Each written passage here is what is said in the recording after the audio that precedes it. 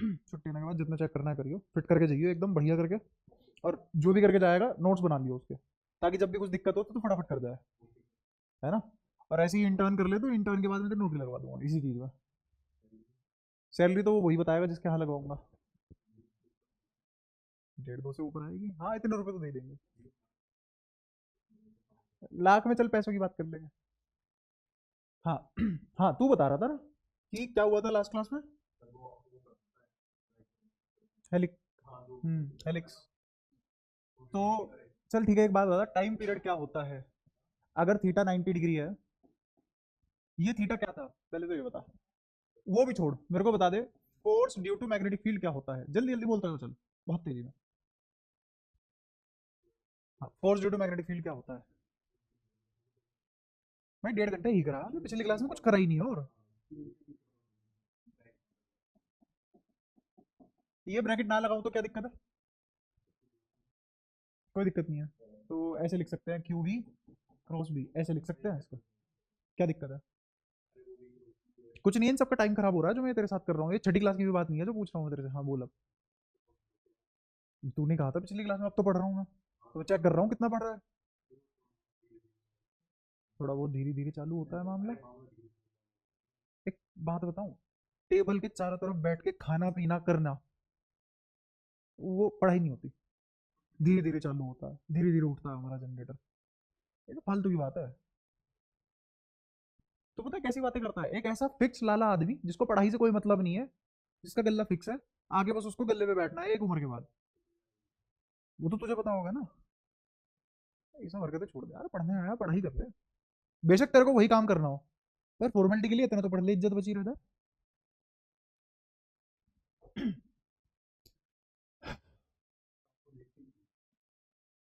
आंख में पट्टी बांध के आएगा।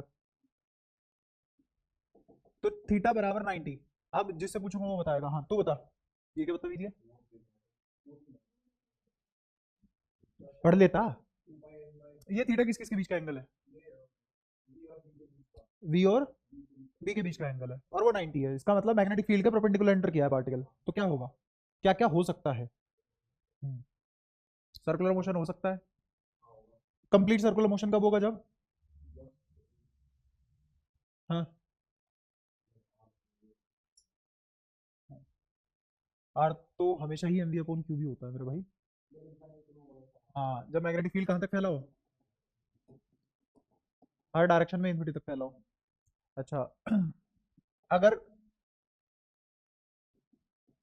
ऐसा कोई सीन आ गया तो अगर ये परपेंडिकुलरली एंटर कर गया, ये परपेंडिकुलर एंगल अल्फा किस किस के बीच का एंगल है, इंटरफेस और वेलोसिटी के बीच का। तो इंटरफेस और वेलोसिटी के बीच का एंगल अगर 90 है तो समाई सर्कल हो जाएगा। अगर एंगल ऑब्ट्यूज है तो सेंटर कहाँ आएगा, अंदर की बाहर। देख लो, क्या कौन सा रूल लगाओगे, वी क्रॉस बी। वी ये रहा, बी ये रहा, अंगूठा इधर, तो यहाँ आएगा सेंटर। और अगर सेंटर अंदर आएगा तो क्या बनेगा, मेजर सेक्टर।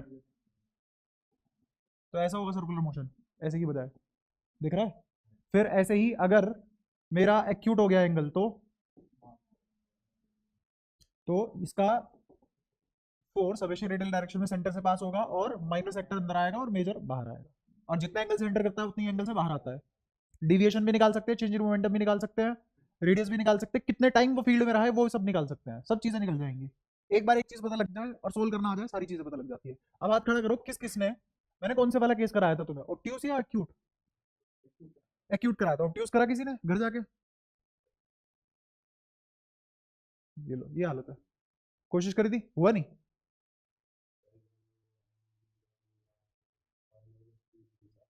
हाँ तो सेम ही बात है भाई।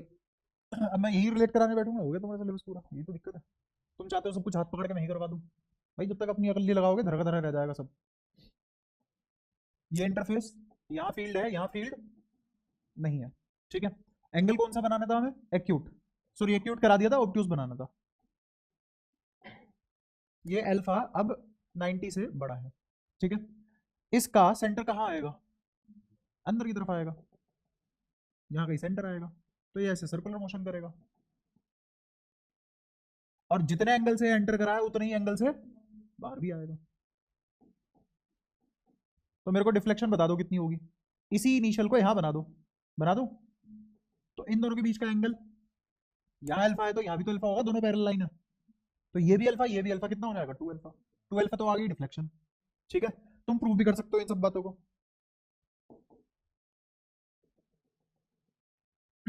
ये किसकी डायरेक्शन है? एक ही जना बोला बस, फोर्स की। ठीक है भाई, कोई नहीं, मत पढ़ो। अच्छा, यहां से परपेंडिकुलर ड्रॉप कर दें, कोई परेशानी तो नहीं है? अगर परपेंडिकुलर ड्रॉप कर दिया तो क्या क्या होगा, सुनना। सबसे पहले तो ये ध्यान दो कि फोर्स और इसके बीच में कितना एंगल है, 90। तो ये एंगल कितना हो गया, अल्फा माइनस 90, ये 90, तो ये वाला एंगल कितना हो गया? अरे अल्फा ऑब्ट्यूज है, इतना सा एंगल अल्फा कैसे हो सकता है?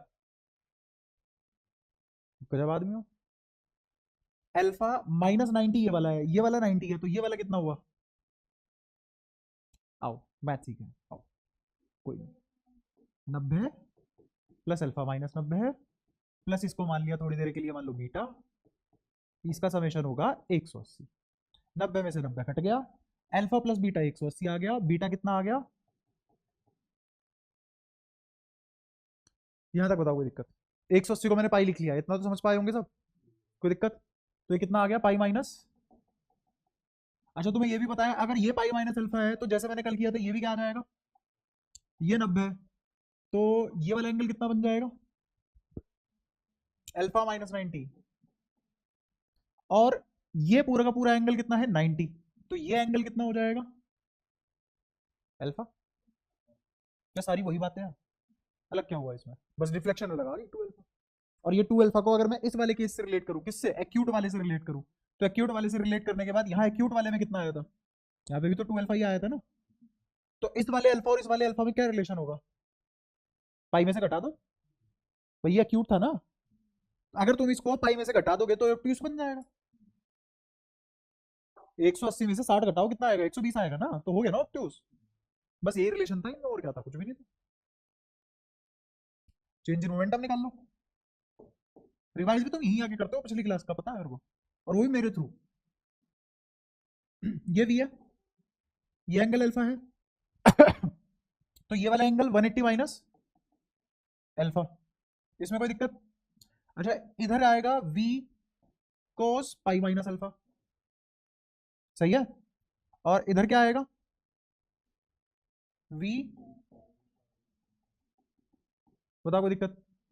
ऐसे ही यहां पे क्या आ जाएगा, नीचे क्या आएगा, भाई ये क्या है, अल्फा, ये क्या है, पाई माइनस अल्फा, नीचे क्या आएगा,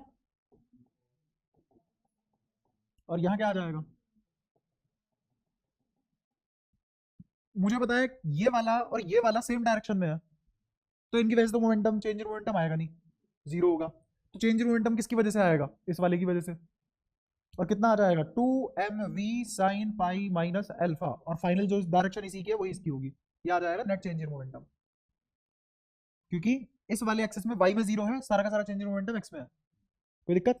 अब इस पाई माइनस अल्फा को सोल्व कर लो, तो साइन का साइन ही रहेगा, साइन का साइन ही रहेगा, पाई पे नो चेंज, और सेकंड क्वाड्रेंट में साइन पॉजिटिव होता है, तो क्या साइन अल्फा ही आ गया।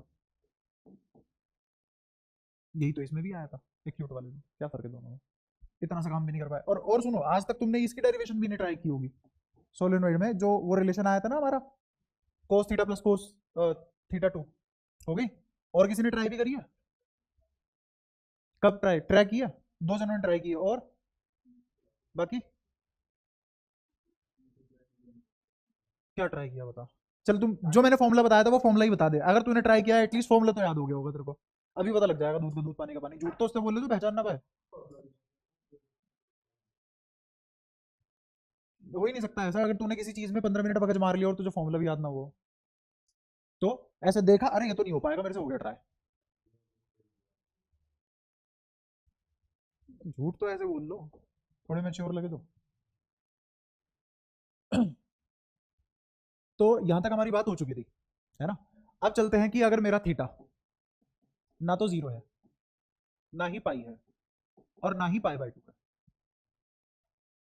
थीटा के किस किसके बीच का एंगल है, वेलोसिटी और मैग्नेटिक फील्ड, ठीक है? अब मेरा थीटा ना तो 0 ना पाई, ना पाई बाय 2, तो अब थीटा कुछ भी हो सकता है। 0 और पाई पे क्या होता था, स्ट्रेट लाइन, अरे स्ट्रेट लाइन जाता था ना, पाई बाय 2 पे जो कर्व हमें मिला वो सर्कुलर मोशन था। कैसे पता लगा? क्योंकि उसका हर जगह हर पॉइंट पे रेडियस ऑफ कर्वेचर सेम आया, तो ऐसा कर्व सर्कल कहलाया।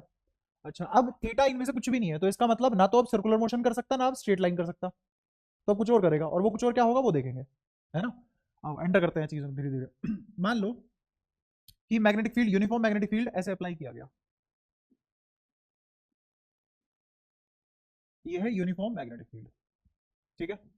यूनिफॉर्म मैग्नेटिक फील्ड कैसे प्रोड्यूस करते हैं? बहुत सारे तरीके हैं, या तो सोलेनोइड के अंदर यूनिफॉर्म मैग्नेटिक फील्ड मिल जाएगा, और या फिर इनफाइनाइट प्लेट, ठीक है।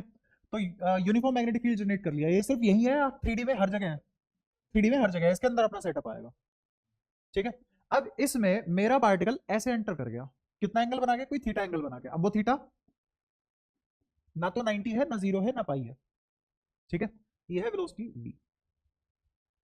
जैसे मान लो इस वाली दीवार से इस वाली दीवार तक फील्ड बह गया ऐसे, सही है, और मेरा पार्टिकल ऐसे एंटर कर गया, इस तरीके से एंटर कर गया। 90 होता तो ऐसे एंटर कर जाता, है ना, या तो ऐसे एंटर कर जाता। इस प्लेन के पैरेलल अगर एंटर करता तो ये 90 डिग्री बन जाता। क्या ये एंगल 90 डिग्री बनेगा? हाँ, मैग्नेटिक फील्ड से तो 90 डिग्री बनाएगा ना, ऐसे है मैग्नेटिक फील्ड। ऐसे अगर इस पूरे प्लेन के पैरेलल पार्टिकल एंटर कर गया तो 90 डिग्री है वो, तो मुझे कैसे एंटर कराना पड़ेगा? इस प्लेन से थोड़ा सा एंगल बना के, तो इसका मतलब पार्टिकल ऐसे एंटर करा है। अगर तुम्हारी तरफ को करके दिखाऊं तो ऐसे एंटर किया है, वो मैंने यहां बनाया, इमेजिन कर पाए इसको? कोई परेशानी? तो अब ये पार्टिकल क्या करेगा वो देखेंगे, है ना। वेलोसिटी है b है मेरे पास, तो फोर्स निकाल लेते हैं। फोर्स हमेशा क्या होगा? v cross b, v cross b। अब तुमने कहा कि v ऐसे है, ध्यान से देखना, v ऐसे है, देख रहा है ओरिएंटेशन, और b इस दीवार से उस दीवार तक है, सही है। तो अब मुझे निकालना है v क्रॉस b, इसकी तरफ उंगलियां, और b उधर है, तो फोर्स क्या ऐसे नीचे की तरफ लगेगा? तो फोर्स ऐसे जाएगा इसमें अंदर की तरफ, क्लियर हुआ? Into the plane. कैसे होगा फोर्स? Into the plane. ये तो एक ओवरव्यू दिखाया मैंने तुम्हें, ये क्या दिखाया? ओवरव्यू। अब मुझे बताओ, क्या फोर्स का कोई भी कंपोनेंट b के लोंग आ सकता है? कोई भी कंपोनेंट b के लोंग आ सकता है? नहीं आ सकता। वो तो तभी पॉसिबल है जब b और f 90 डिग्री पे हो, वो तभी पॉसिबल है जब b और f 90 डिग्री पे हो। क्या v और फोर्स के कोई भी कंपोनेंट मर्ज हो सकते हैं? ना, फोर्स कभी भी v की डायरेक्शन में भी नहीं आ सकता, वो तभी पॉसिबल है जब फोर्स वेलोसिटी के भी परपेंडिकुलर हो। है? ये एकदम क्या हुआ तेरे को? कोई क्या नाम है इस बीमारी का? मिर्गी मार गई?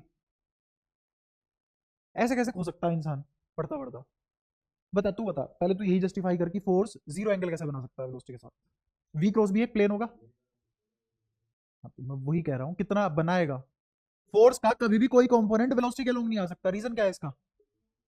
परपेंडिकुलर है, यही रीजन हो सकता है। दो परपेंडिकुलर वेक्टर ही एक दूसरे के इंडिपेंडेंट होते हैं। अगर एंगल 90 से जरा सा भी इधर उधर हुआ तो दोनों वेक्टर में डिपेंडेंसी आ जाएगी। 90 डिग्री की यही खूबी है, और इसीलिए coordinate axis X Y Z तीनों म्यूचुअली परपेंडिकुलर क्यों होते हैं? जो एक्स में हो रहा है उसका वाई पे फर्क नहीं पड़ता, वाई में जो हो रहा है उसका जेड पे फर्क नहीं पड़ता, जेड में जो हो रहा है उसका एक्स में फर्क नहीं पड़ता, तीनों आपस में इंडिपेंडेंट रहते हैं, because they are at 90 degree to each other. कहां से सीखा है हमने? वेक्टर से सीखा, सही है। तो इसका मतलब फोर्स का कोई भी कंपोनेंट ना तो वेलोसिटी के लोग आ सकता, ना ही मैग्नेटिक फील्ड के लोग आ सकता, ठीक है। अच्छा, अब एक और काम करते हैं। ये जो तुमने वेलोसिटी देखी है इसका कंपोनेंट कर लेते हैं। एक तो कंपोनेंट आएगा इधर मैग्नेटिक फील्ड के लोग, जिसका नाम होगा v cos थीटा, ठीक है। एक कंपोनेंट आएगा किसके परपेंडिकुलर? b के परपेंडिकुलर, जिसका नाम होगा v sin थीटा। क्लियर है ये वाली बात? यहां तो कोई परेशानी? ठीक है। अब इन दोनों के हिसाब से देखते हैं फोर्स क्या होगा, ठीक है। मेरे को बताओ, अगर वेलोसिटी और मैग्नेटिक फील्ड, इसको नाम दे दिया मैंने वी एक्स, क्या नाम दे दिया? और इसको नाम दे दिया वी वाई। अगर मैं बोलूं कि मेरी कोई वेलोसिटी वी एक्स और मेरा मैग्नेटिक फील्ड के बीच का एंगल 0 है, तो इस कहानी में फोर्स क्या होता है? तो एक्स एक्सिस में कोई फोर्स, या फिर ये बोल लो कि F due to V X and B 0 है। तो इस वेलोसिटी के कंपोनेंट की वजह से मेरा पार्टिकल क्या स्ट्रेट लाइन मोशन करेगा? तो इसका मतलब ये चार्ज क्यू था, Q will perform straight line motion. अब स्ट्रेट लाइन मोशन में तो ये भी हो सकता है ना कि एक्सेलरेटेड है, नॉन एक्सेलरेटेड है, ये तो होता ही है। हाँ लेकिन यहाँ पे क्या एक्सेलरेशन आ सकती है जब फोर्स जीरो है तो एक्सेलरेशन, तो इसका मतलब ये जो स्ट्रेट लाइन मोशन होगा कौन से वाला होगा, कांस्टेंट वेलोसिटी वाला होगा ना। क्यों, क्योंकि एक्सेलरेशन जीरो है। और हमने पहले पढ़ा था टेंजेंशियल एक्सेलरेशन पैदा ही नहीं कर सकता फोर्स। मैग्नेटिक फोर्स स्पीड नहीं बदल सकता, मैग्नेटिक फोर्स स्पीड नहीं बदल सकता। क्लियर हुआ, यहाँ तो कोई परेशानी। तो इस डायरेक्शन में वैसे भी कोई एक्सेलरेशन नहीं आनी थी। अब जो मैं पढ़ा रहा हूँ ऐसी ऐसी बातें हम पढ़ चुके हैं प्रोजेक्टाइल में। मतलब हम क्या, तुम पढ़ी हो नहीं पढ़ी हो पता नहीं, लेकिन प्रोजेक्टाइल मोशन में होता था ना एक्स एक्सिस में कोई भी एक्सेलरेशन नहीं होती थी, वी कोस थीटा होता था और कंपोनेंट, लेकिन वाई एक्सिस में एक्सेलरेशन होती थी, इसीलिए वाई एक्सिस के हिसाब से सारे फॉर्मूले बनते थे। ठीक है, अच्छा अब आते हैं वी साइन थीटा पे। ठीक है, वी के परपेंडिकुलर है वी, तो वी की तरफ उंगलियां फैलाई, वी की तरफ पाम की, अंगूठा कहां खुला, क्या बिल्कुल अंदर की तरफ परपेंडिकुलर टू प्लेन। तो फोर्स की डायरेक्शन क्या ऐसे आ गई। अब ये क्या लिखा गया कि मेरा वी वाई एंड बी के बीच में एंगल कितना था, 90 आ गया ना, सबको दिखाई दे रहा है कितना एंगल है, 90, एक वाई एक्सिस में और एक नेगेटिव जेड एक्सिस में है। ठीक है, तो थीटा 90 डिग्री आ गया। अगर थीटा 90 डिग्री है तो मुझे बताओ क्या होता है, क्या हम पढ़ गए हैं ये भी, क्या करेगा ये, यूनिफॉर्म सर्कुलर मोशन करेगा। कौन, चार्ज क्यू, तो Q will perform uniform circular motion. और क्या है, एक्सेलरेशन होगी। हाँ, वेलोसिटी को चेंज कौन करेगा, एक्सेलरेशन ही करेगा। क्या वेलोसिटी का मैग्नीट्यूड चेंज होगा, नहीं, क्या सिर्फ डायरेक्शन चेंज होगी, और डायरेक्शन चेंज करने के लिए कौन सी एक्सेलरेशन हाँ ए एन एग्जिस्ट करेगी। तो एक्सेलरेशन यहाँ पे क्या होगी, एक्सेलरेशन विल बी ए, तो यहाँ पे एक्सेलरेशन जीरो नहीं होगी। अब ध्यान से सुनना, इस वी वाई की वजह से क्या कर रहा है, यूनिफॉर्म सर्कुलर मोशन, और वी एक्स की वजह से क्या कर रहा है, स्ट्रेट लाइन मोशन। अब ये दोनों एक साथ करने पड़ जाए, ये दोनों, ये किसकी वजह से और ये किसकी वजह से, और दोनों एक साथ हो जाए तो विंगार्डियम लेवियोसा है, दोनों एक साथ हो जाए तो हेलिकल मोशन, दोनों एक साथ हो जाए तो, और हो भी दोनों एक साथ रहे हैं, क्या वेलोसिटी आगे पीछे लग रही है, साइमल्टेनियस है, साइमल्टेनियस है। तो स्ट्रेट लाइन और सर्कुलर मोशन साइमल्टेनियस होंगे, अलग अलग टाइम मोमेंट में हो रहे हैं, साइमल्टेनियसली हो रहे हैं। तो जिस मोमेंट सर्कुलर मोशन हो रहा है उसी मोमेंट स्ट्रेट लाइन मोशन, और जिस मोमेंट स्ट्रेट लाइन मोशन हो रहा है उसी मोमेंट, तो क्या अब ये ऐसे वाला पाथ ले लेगा, इसकी वजह से क्या करेगा, सर्कुलर मोशन, इसकी वजह से करेगा सर्कुलर मोशन, ऐसे दिखाई दे रहा है, या तो ऐसे या ऐसे, वो डायरेक्शन देख लेंगे है ना। अच्छा, और वी एक्स की वजह से कैसा मोशन होगा, ऐसा मोशन होगा। अब इन दोनों को अगर मर्ज कर दूं, इन दोनों मोशन का सुपर पोजिशन मेरे को क्या प्रोवाइड करेगा, इन दोनों मोशन का superposition will provide me circular motion as well as straight line motion, और यही मोशन क्या कहलाता है, हेलिकल मोशन। इस रास्ते को ही, ऐसा जो रास्ता दिखेगा तो मैं उसी को क्या बोलेंगे, हेलिकल पाथ। ठीक है, तो जब इन तीनों में से एंगल कुछ भी नहीं होता तो मेरा मोशन कैसा होता है, हेलिकल।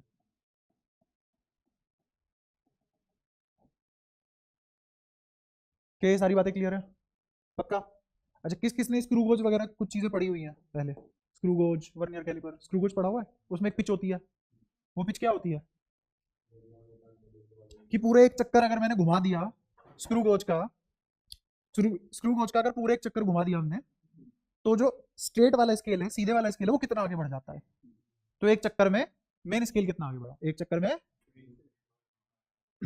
यही सेम चीज यहाँ पे है, अगर मुझे पिच निकालनी पड़ जाए तो पिच क्या होगी, पूरे एक सर्कुलर मोशन में चार्ज कितना आगे बढ़ा,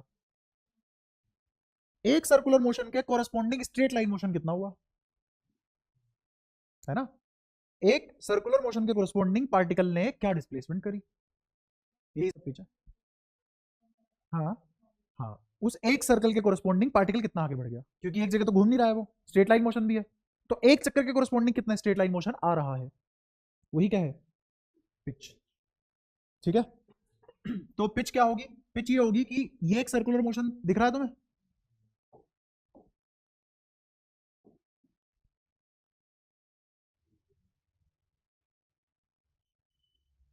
क्या ये एक सर्कुलर मोशन हो गया, देखा तुम्हें, ये बिल्कुल तुम्हें ऐसा नहीं लगा कि ये सर्कुलर मोशन यहां परफॉर्म होने वाला था, अभी हटा दूंगा, मैं ये सब समझाने के लिए बना रहा हूं, ये सर्कुलर मोशन यहीं कहीं इसी एक्सेस पे पूरा होने वाला था, लेकिन किसी ने क्या किया, ये वाला पॉइंट तोड़ के और एक चीज को आगे बढ़ा दिया,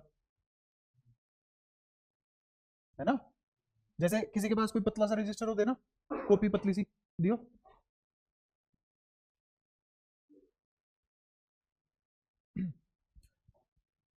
जैसे मान लो ऐसे कोई सर्कुलर मोशन होना था,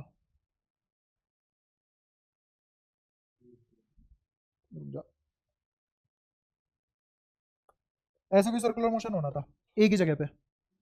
तो जैसे ही यहां से यहां तक एक सर्कुलर मोशन पूरा होने वाला था, तो तुमने क्या किया, इन दो पॉइंट को हटा के और ऐसे आगे डिस्प्लेस करवा दिया इस वाले पॉइंट को। तो इस पूरे एक सर्कुलर मोशन में, देखना ध्यान से, इस पूरे एक सर्कुलर मोशन में, सर्कल तो यहां पूरा होना था ना, इस पूरे एक सर्कुलर मोशन में ये पॉइंट कितना आगे बढ़ गया, ये पीछे। हाँ ठीक है, बिल्कुल ऐसे ही जैसे स्क्रू होता है, तो तुमने स्क्रू का पूरा एक 360 रोटेशन करवा दिए, उस 360 रोटेशन के कोरस्पॉन्डिंग एक 360 रोटेशन के कोरस्पॉन्डिंग स्क्रू कितना बाहर आ गया या कितना अंदर चला गया। तो एक सर्कुलर मोशन के कोरस्पॉन्डिंग कितना लीनियर मोशन आ गया इस पिच। अब तो नहीं भूलोगे जिंदगी में कभी भी। तो पिच क्या हुई, पिच ये हो गई कि इन दो सर्कल के बीच की दूरी, एक सर्कल के कोरस्पॉन्डिंग इतना ही तो आगे बढ़ पाया है, इसको बोलेंगे पिच। और पिच की डेफिनेशन, एक चक्कर में कितना आगे बढ़ा, है ना, एक चक्कर में कितना आगे बढ़ा, जिसको मैं थोड़ा सा अच्छी भाषा में क्या लिखना पसंद करूंगा कि for one corresponding circular motion how much is linear motion. ठीक है, for one uniform circular motion the advancement of q in x is pitch। बस थोड़ी बदतमीजी में लिखा है, लेकिन अभी भी मैंने लिख के रखा है, मन की आंखों से पढ़ो तो एक चक्कर में कितना आगे बढ़ा। ठीक है, याद है, कोई भी दिक्कत किसी को, पक्का। अच्छा ये सारी बातें हमें समझ में आ चुकी है, इसमें किसी को दिक्कत हो तो पूछ लो अभी भी। क्लियर, और थोड़ा सा आगे बढ़े। अच्छा और थोड़ा सा आगे बढ़ रहे हैं, इसमें भी फोर्स क्या लिखा जाएगा फिर, किसी भी यूनिफॉर्म सर्कुलर मोशन का रेडियस क्या लिखा जाएगा, R of uniform circular motion. क्योंकि अब यूनिफॉर्म सर्कुलर मोशन तो है ही, लेकिन वो एक ही जगह पे नहीं हो रहा, वो किसकी फॉर्म में, अब सर्कल पूरा नहीं बन पाया। जैसे ही ये पार्टिकल यहां आने वाला था, तो यहां ना आगे थोड़ा सा आगे आया, है ना, तो ये एक हेलिक्स बन गया। क्या बन गया, एक हेलिक्स बन गया। तो एक हेलिक्स का क्या रेडियस होगा, रेडियस ऑफ हेलिक्स क्या होगा, एम वी साइन थीटा है, सिर्फ वी साइन थीटा। क्यों, हाँ क्योंकि ये जो रेडियस आया, ये रेडियस तो यूनिफॉर्म सर्कुलर मोशन की वजह से आया, और यूनिफॉर्म सर्कुलर मोशन कौन सी वेलोसिटी की वजह से आया, तो मुझे क्या लिखना चाहिए यहाँ पे, एम वी वाई अपॉन में क्यू बी, या फिर momentum in Y axis upon में क्यू बी। समझ आया, तो ये आ जाएगा M V sine theta by Q B. अच्छा अगले वाले हेलिक्स का क्या रेडियस होगा, सेम रीजन, बदला ही नहीं, कुछ भी नहीं बदला।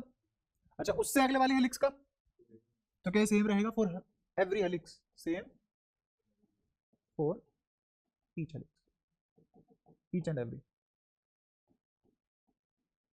ठीक है, इसमें कोई दिक्कत हो तो पूछो, ये भी समझ में आया तुम्हें। तो ऐसे ही टाइम पीरियड क्या होगा एक हेलिक्स का,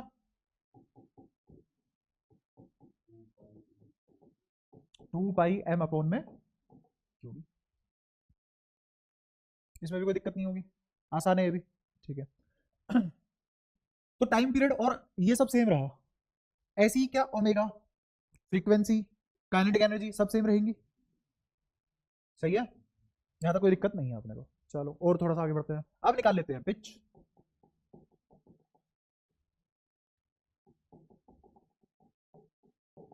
पिच क्या होगी, ध्यान से सुनना, ये क्या लीनियर डिस्प्लेसमेंट है, और डिस्प्लेसमेंट या डिस्टेंस किसके बराबर होता है, velocity into time, velocity into time. तो ये वेलोसिटी कौन सी वाले की वजह से आ रहा है, एक्स वाले या वाई वाले, एक्स वाले की वजह से आ रहा है, और टाइम पीरियड तो टाइम पीरियड है ही ना, तो वो वेलोसिटी पे डिपेंड करता है ना वो रेडियस पे डिपेंड करता है। ये चीजें याद हैं, बहुत जरूरी चीजें हैं, छोटी छोटी बातें हैं, तुम्हें लग रहा होगा ठीक है इतनी सारी बातें क्यों याद रखनी, एक एक बात काम आएगी।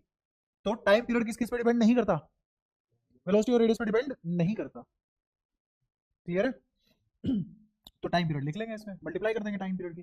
तो velocity in x axis is v cos theta, और टाइम पीरियड कितना है 2 पाई m बाय क्यू बी। अब ये फॉर्मूला देखने में गंदा लग सकता है, पर हम तो इससे बनाएंगे ना, इसको याद करेंगे। इन दोनों को ओपन ही तो करा है, और क्या खास बात कर ली हमने। क्लियर है? तो ये किसका फॉर्मूला आ गया? पिच का। पिच आ गई अपने पास, कोई दिक्कत इसमें भी? ठीक है। अब इसमें तुमने एक खास बात देखी होगी, अगर ये पार्टिकल गोल घुमा तो आगे खुद जाएगा, अगर ये पार्टिकल गोल घुमा तो आगे खुद जाएगा, या फिर ये कह लो सर्कुलर मोशन की वजह से ही आगे जा रहा है। अगेन ज्योमेट्री कितना बड़ा रोल प्ले करती है, ये पहले भी बता चुका हूं मैं, कि अगर तुम स्क्रू लो और एक मतलब स्क्रू ड्राइवर लो, तो स्क्रू ड्राइवर से जब स्क्रू को तुम गोल गोल घुमाओगे, तो तुम न तो आगे की तरफ फोर्स लगाओ ना पीछे की तरफ फोर्स लगाओ, बस टॉर्क लगाओ। क्या लगाओ? बस बस टॉर्क लगाओ। टॉर्क मतलब ऐसे कपल ऑफ फोर्स, उसको घुमा रहे हो तुम, तो तुम कौन सा मोशन परफॉर्म कर रहे हो? Circular motion. कौन सा मोशन परफॉर्म कर रहे हो? तुमने सर्कुलर मोशन परफॉर्म किया है, और स्क्रू आगे बढ़ गया। स्क्रू ने डिस्प्लेसमेंट कहाँ लिया? आगे। और वो किसकी वजह से हुआ है? स्क्रू में होता है ना वो हेलिक्स होते हैं, उसकी वजह से। Power geometry. सर्कुलर मोशन था, जहां भी सर्कल पूरा होने वाला था 2 पॉइंट हटा दिए, आगे पीछे कर दिए। फिर जहां सर्कल पूरा होने वाला था 2 पॉइंट आगे पीछे कर दिए, हेलिक्स शेप बन गई। अब उस हेलिक्स शेप का क्या फायदा है? तुम करोगे सर्कुलर मोशन और बॉडी जाएगी लीनियर मोशन में, सर्कुलर मोशन के कोरिस्पॉन्डिंग लीनियर मोशन। समझ गए? तो इससे हमारी चीजें बहुत आसान हो गई, है ना? तो यहां से मैं तुम्हें यह भी बता सकता हूं कि हमारा ही हाथ ऐसा क्यों है, बाकी किसी का क्यों नहीं होता। इंसान का हाथ मतलब ऐसे होता है ना कि उंगलियां इधर और अंगूठा एकदम अलग है। नहीं, पाम तो हर किसी के पास होती है, पाम तो जानवर के पास भी होती है, पाम तो पंजे में भी होती है। लेकिन किसी का ऐसा नहीं होता कि उंगलियां और अंगूठे का स्ट्रक्चर एकदम अपोजिट हो। देख रहे हो, अंगूठा उंगलियों के अपोजिट है। पकड़ तो बंदर भी लेता है, बट उसका अंगूठा ऐसे होता है, देखो। बंदर चीजें गोल नहीं घुमा सकता, हम चीजें गोल घुमा सकते हैं। ढक्कन बंद करना। अगर हमारा अंगूठा भी ऐसे ही होता, हम भी आज उल्टी लटके होते गुफा में, भालू आता खा जाता, है ना? नहीं, नहीं घुमेगा। देखा? रुक जा मेरे को दे, ले। और फोर्स आगे पीछे मत लगाइयो, नीचे क्यों लगा रहा है फोर्स? फोर्स नीचे क्यों लगा रहा है? फोर्स ऊपर नहीं लगाना, नीचे नहीं लगाना, सिर्फ एक्स वाई में लगाना है। तूने क्या करा है? इसको ऐसे किया है, ऐसे किया है। करेंगे, क्लास के बाद करेंगे, तुम अभी मानोगे तो हो नहीं, अकल तो है नहीं उतनी, फील नहीं कर पा रहे। ले काम कर, ये रहा पेन। आ यहाँ जल्दी आ, आ तो सही, ज्यादा टाइम थोड़ा लगेगा समझाने में। ये पेन पकड़ रखा है, इसे गोल गोल घुमा दे। हाँ मैंने पकड़ रखा है, ऐसे रख और गोल गोल घुमा दे, चल। हाँ पाम सीधी कर, हाँ घुमा गोल गोल। और अब ऐसे पकड़ के घुमा, घूम जाएगा। मैं कितनी भी ताकत लगा लूं लेकिन तू घुमा पाएगा। लेकिन अगर ऐसे तू घुमा रहा है, हल्की सी भी ताकत लगाऊं, घुमा नहीं पा रहा। बैठ जा। लग गया बता? ये जो पकड़ है, ये वाली पकड़, ये वाली पकड़ यूं करके ऐसे करके, ये हम ही कर सकते हैं। ये ह्यूमन का ही स्ट्रक्चर ऐसा है हाथ का, और किसी स्पीशीज में नहीं है। तो हाँ, इसीलिए हम इतना एडवांसमेंट कर पाए हैं, वरना रेवोल्यूशन पॉसिबल नहीं था। हाँ, रेवोल्यूशन पॉसिबल ही नहीं था अगर हमारे हाथ का स्ट्रक्चर ये ना होता। इवन हाथ का structure explains why our race is as such as we are now. खैर नहीं आई होगी समझ में, ज्यादा ऊंची बातें होगी तुम्हारे लिए, वो तो अभी बेचारे बारी में ही तुम, ठीक है कोई नहीं। अच्छा, तो ये सारी बातें अगर तुम्हें समझ में आती है, पिच भी समझ में आ गई, हेलिक्स भी समझ में आ गया। अब ये जो मैंने बनाया है इसमें वेलोसिटी कहाँ है, और मैग्नेटिक फील्ड कहाँ है, और फोर्स कहाँ है? अब मैं चाहता हूं कि मेरा फोर्स, मैं क्या चाहूंगा, मेरा फोर्स और वेलोसिटी सेम प्लेन में रहे। तो कैसे बनाऊंगा ये डायग्राम? ये क्या मैंने पिछली क्लास में प्रैक्टिस करवाई थी इस चीज की, बहुत टाइम खाया था तुमने। तो अगर मुझे ऐसा करना हुआ, मुझे वेलोसिटी और फोर्स सेम प्लेन में रखना है।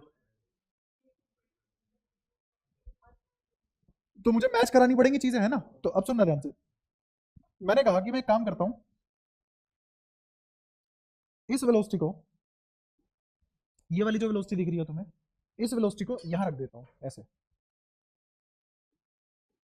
वी वाई को वी वाई पे रखा, वी वाई को वी वाई पे ही रखा। अब मुझे बी अंदर की तरफ पहुंचाना है या बाहर की तरफ पहुंचाना है, तुम्हारी मर्जी है, बताओ बी को अंदर पहुंचाए या बाहर पहुंचाए, इसमें तो क्रॉस प्रोडक्ट की भी ध्यान नहीं, बाहर, तो ये बी है और ये एफ है, दिख रहा है, ऐसे देखो। अब तुमने क्या कहा है, बी को कहां करना है, बाहर ले आए बाहर, तो फोर्स कहां आ गया, राइट, और बी कहां आ गया, इसमें क्रॉस वगैरह की उसकी जरूरत ही नहीं पड़ी, आई और जे मैच कराने की हमने तो सेटअप चीजें कर रखी है पिछली क्लास में। तो अब तुम्हें पता लग पाएगा कि मैं क्या बात कर रहा हूं। मैग्नेटिक फील्ड बाहर है, फोर्स इधर है, फोर्स की डायरेक्शन कहां गई अब, आई कैप में, ये तो जे कैप में था ही, और ये कहां गया, पॉजिटिव के कैप। अब मुझे बताओ सर्कुलर मोशन कहां होगा, तो देखो वी, वी यहां है और क्रॉस भी यहां है, तो फोर्स की डायरेक्शन एक बार चेक कर लेते हैं सही आएगी नहीं, ये रहा वी, बी, एफ इधर, दिख गया। और एफ हमेशा कहां से पास होता है, सेंटर से, तो यहां क्या आएगा, सेंटर ऑफ सर्कल, और सर्कुलर मोशन ऐसे पूरा होगा, और ये इसका रेडियस होगा। तो हेलिक्स कैसा बनेगा, ध्यान से देखना, हेलिक्स बनेगा ऐसा।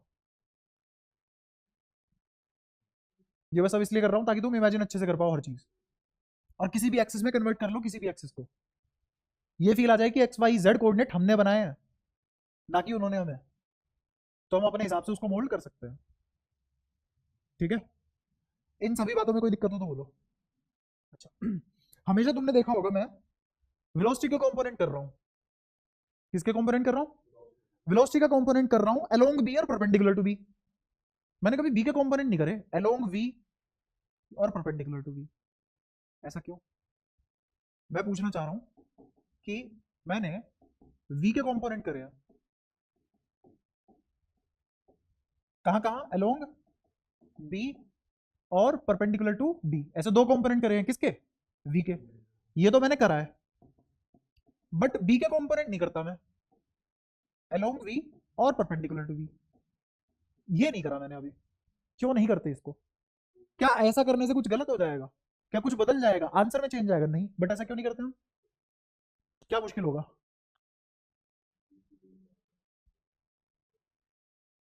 समझाता हूं क्या मुश्किल होगा। जैसे क्वेश्चन करते हैं, क्वेश्चन है मान लो t इक्वल टू 0 पे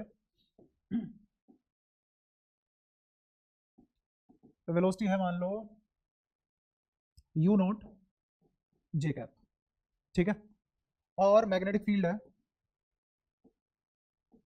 b not at 45 degree from positive I cap, ठीक है। तो तुमसे पूछ लिया गया कि फोर्स बताओ और मोशन बनाओ, फोर्स निकालना है और ये बताना है किस टाइप का हेलिकल मोशन होगा, ये कहां होगा। जैसे मेरा हेलिकल मोशन का सेंटर कहां था पहले, सेंटर किस लाइन पे चल रहा था, एक्स एक्सिस पे चल रहा था, यहां देखो, क्या यहां आएगा सेंटर, इस सर्कल का, इस सर्कल का सेंटर यहां आएगा, तो क्या मेरा सेंटर एक्स एक्सिस के लोग चल रहा है, ऐसी इसका सेंटर जो अब हेलिक्स बने गए उसका सेंटर कौन सी लाइन पे चलेगा, वही पता करना है। तो अब देखो इस सवाल को करते हैं, आसान है, ज्यादा मुश्किल नहीं है।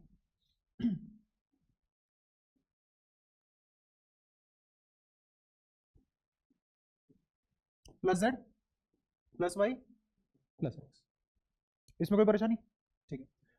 यहां कौन है, यू नोट, यहां कौन है, क्या जेड एक्सिस में है, नहीं, जेड एक्सिस में नहीं है, ये कहां है 45 डिग्री है फ्रॉम, और ये क्या है बी नोट, ये है मैग्नेटिक फील्ड, सही बात है। अच्छा, अब मैं कंपोनेंट करने जा रहा हूं किसके, यू नोट के, तो ये भी तो 45 डिग्री होगा ना, तो एक तो वेलोसिटी आएगी अलोंग बी जो कितना होगा यू नोट बाई रूट 2, और एक आएगी यहां, ये भी एंगल कितना होगा भैया 90 डिग्री पे होंगे ना, तो एक बी के 90 डिग्री पे आएगी, वो कितनी होगी यू नोट बाई रूट 2।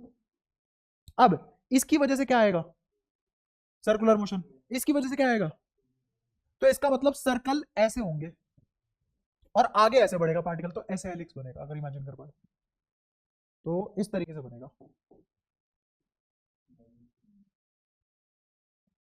अब इसका सेंटर यहाँ चल रहा है बी के लोंग, सेंटर हमेशा बी के लोंग चलता है। कितना आसान है इसको इमेजिन करना। ये इतना आसान इसलिए हुआ क्योंकि मैं हमेशा यू के कंपोनेंट कर रहा हूँ बी के लोंग, और इस मोशन को दो कंपोनेंट में तोड़ रहा हूँ। एक कौन सा कंपोनेंट अलोंग बी, और एक कौन सा कंपोनेंट परपेंडिकुलर टू बी, और मैं दो मोशन को अलग अलग इंडिपेंडेंटली तोड़ के पढ़ पा रहा हूँ, इसलिए आसान हुआ। बट इमेजिन करो अगर मैं बी के कंपोनेंट करता, अब मैं सवाल को दिखाता हूं तो मैं बी के कंपोनेंट करके, यहां क्या आता B naught by root two, और यहां क्या आता B naught by root two, और यहां क्या लिखा हुआ है यू नॉट। अब बताओ क्या कैसे निकालूंगा, सेंटर कहां मूव करेगा, कौन बताएगा मुझे। अब मुझे इसको पूरा 3D में पढ़ना पड़ेगा, मैं इसको दो कंपोनेंट में तोड़ ही नहीं पा रहा। फील्ड को तो तोड़ दिया दो कंपोनेंट में, बट मोशन को दो कंपोनेंट में नहीं तोड़ सकता अब मैं। हाँ, मोशन मतलब सबसे पहली चीज मुझे कैसे पता लगता है कोई चीज मोशन में है कि नहीं, क्लास 1 काइनेमेटिक्स। मुझे कैसे पता लगता है कोई चीज मोशन में है कि नहीं है, जब मेरा आर, आर मतलब position vector function of time बने, जब मेरा position vector function of time बने, इसका मतलब dx by dt, इसका मतलब अगर dx by dt जीरो है तो इसका मतलब टाइम का फंक्शन नहीं है, और dx by dt नहीं है जीरो तो टाइम का फंक्शन है, और dx by dt वेलोसिटी होता है, तो मोशन का तो वेलोसिटी से पता लगता है ना, और इसीलिए वेलोसिटी का कंपोनेंट करने से मोशन का पता लग रहा था। बी से नहीं लगेगा, कर लिए बी के कंपोनेंट, ठीक है। अब सोल्व कैसे करो, पूरा हेलिक्स मान के सोल्व करो, इसको as a 3D he solve करना पड़ेगा, अलग नहीं कर पाऊंगा मैं, मोशन दो हिस्सों में तोड़ के नहीं कर पाऊंगा। हाँ, अब यहाँ पे तो मुझे पता भी नहीं हेलिक्स, ये तो मैंने इसको देख के बना दिया हेलिक्स। अब मैं तुमसे पूछूं कि ठीक है मुझे नहीं पता हेलिक्स कहाँ बनेगा, तो तुम इसको देख के बता सकते हो, कोई ऐसा रूल बता सकते हो कि मैं हेलिक्स निकाल लूं कहाँ है। तुम बस हद से हद क्या कर सकते हो, तुम ये बता सकते हो कि ये यू नॉट दिख रहा है, इसको किसकी तरफ घुमाना है, बी की तरफ, तो यू नॉट को बी की तरफ घुमा दिया, ये वाला बी, बी नेट इसकी तरफ घुमा दिया, तो मेरा फोर्स ऐसे अंदर की तरफ आएगा और वो भी टेढ़ा होके, और मुझे बताइए टेढ़ा क्या एक कंपोनेंट किसके अलोंग आ सकता है, वी अब बी के अलोंग आ सकता है, तो मुझे उस वाले कंपोनेंट को हटाना पड़ेगा और दूसरे वाले परपेंडिकुलर कंपोनेंट को लगाना पड़ेगा। इतनी मेहनत के बाद तो मुझे फोर्स पता लगा है कहाँ। तो अब समझ में आ गया, इससे सोल्व तो कर सकते हैं बट बहुत मुश्किल है, हमें पूरा 3D ही सोल्व करना पड़ेगा, और यहां पे इंडिपेंडेंट टू मोशन सोल्व करने पड़ेंगे। अगर तुम्हें कोई बोल देता कि प्रोजेक्टाइल को पढ़ लो और एक्स और वाई में तोड़ के मत पढ़ो, पढ़ पाते, वही सेम एनालॉजी है, मैं यहाँ पे एक्स और वाई में मोशन तोड़ के पढ़ सकता हूँ, यहाँ पे मोशन टूट ही नहीं रहा एक्स और वाई में, तो मुझे उसको 3D में ही पढ़ना पड़ेगा। इसीलिए हमेशा किसको कंपोनेंट करते हैं, वी के कंपोनेंट करते हैं, बी के लोग और बी के परपेंडिकुलर, और अपना काम निकल जाता है, दिख भी रहा। क्लियर हुई सारी बातें। अच्छा अब यहाँ पे रेडियस क्या लिखा जाएगा बताना, वाई एक्सिस में, वाई एक्सिस छोड़ो, परपेंडिकुलर वेलोसिटी कौन सी है, U naught by root two, तो इस वाले U naught by root two को यूज करेंगे, तो एम वी की जगह क्या लिखेंगे, U naught by root two upon में क्यू बी, बी नॉट, सही है। ऐसी अगर मुझे निकालना हो टाइम पीरियड वो भी आ जाएगा, पिच निकालनी हो वो भी आ जाएगी। क्लियर है, बताओ कोई दिक्कत है यहाँ तक, ओ लोग के है तो कोई दिक्कत नहीं। अच्छा मैं यहाँ पे एंगल 37 डिग्री कर देता तो भी हो जाता है ना, अगर 37 डिग्री कर देता तो एक ये वाला कंपोनेंट क्या बनता, ये वाला 53 हो जाता, ये क्या बनता cos 53, cos 53 इज 3/5, तो ये हो जाता 3/5 यू नोट, और ये कितना हो जाता 4/5 यू नोट, तो अब मेरा आर किसके बराबर आ जाता M 4/5 U naught by Q B naught. और पिच में कौन सी वेलोसिटी यूज होती, पिच में क्या लिखता 3/5 यू नोट, ये तो होगी V X into time, time कैसे आता 2πm अपॉन क्यू बी, क्योंकि ये रेडियस और वेलोसिटी पर डिपेंड नहीं करता। क्या हर चीज इमेजिन हो पा रही है, एक एक चीज समझ में आ रही है, क्लियर है सारी बातें। और यहाँ पे भी ये सारी बातें मेंटेन्ड है, एंगल अब कुछ भी कर लिया हमने, एंगल 0 कर लिया, 180 कर लिया, 90 कर लिया, अदर देन दैट भी कर लिया, लेकिन मजाल जो फोर्स कभी भी वी क्रॉस बी में आ गया हो। अब बहुत अच्छे से फील आई कि एफ बी की वजह से जो वर्क डन आएगा वो कभी भी कंट्रीब्यूट नहीं कर सकता सिस्टम की एनर्जी में चेंज का, क्योंकि इसकी वजह से जो वर्क डन आता है वो जीरो आता है। अब चाहे वो हेलिकल मोशन हो, चाहे वो सर्कुलर मोशन हो, चाहे वो स्ट्रेट लाइन मोशन हो, तीनों ही केस में एफ ने कभी भी वर्क डन में कंट्रीब्यूट किया नहीं। क्यों नहीं कर पाया? क्योंकि एफ तो हमेशा ही परपेंडिकुलर रहा ना वी क्रॉस बी के, इधर भी परपेंडिकुलर है वी क्रॉस बी के। क्लियर है? तो यहाँ पे तीनों टाइप के मोशन खत्म हो जाते हैं। यहाँ पे तीनों टाइप के मोशन ये थे application of motion for the formula Q V cross B. Formula of application for the motion due to formula F equals to Q V cross B. क्या? हाँ हाँ, सेंटर उसका हमेशा किस पे चलेगा? बी के एक्सेस पे चलेगा। क्यों? क्योंकि एक कंपोनेंट में खुद डेलिबरेटली किसके अलोंग कर रहा हूं। ठीक है, तो एक्स एक्सिस तो इसका यही जाएगा, स्ट्रेट लाइन मोशन तो यही जाएगा ना। अगर जब तक सर्कल का सेंटर मूव नहीं करेगा, सर्कल ही क्यों मूव करेगा? सही है।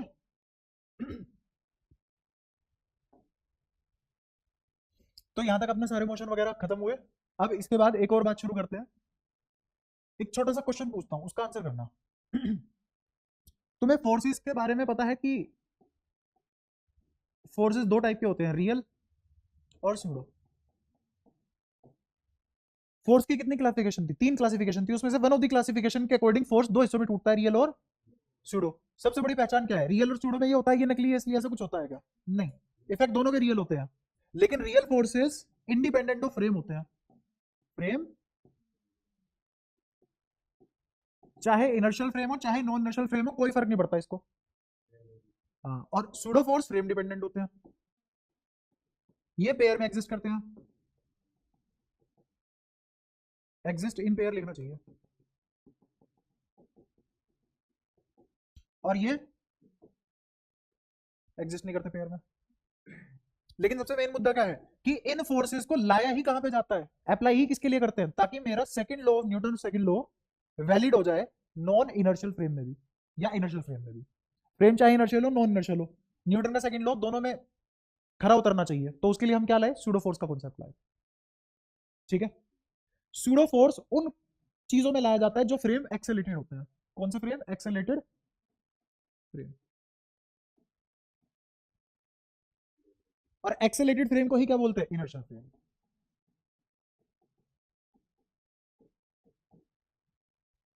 अगर मेरा कोई फ्रेम एक्सेलेटेड है, कैसे होते हैं एक्सेलेटेड फ्रेम?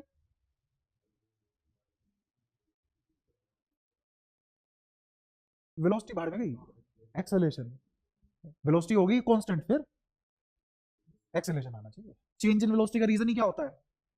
एक्सेलेरेशन। ठीक है, तो अगर मेरे पास ऑब्जर्वर और फ्रेम दोनों के बीच कोई रिलेटिव एक्सेलेरेशन पैदा हो जाए, तो वो कौन सी फ्रेम है? उसी को बोलते हैं एक्सेलेटेड फ्रेम।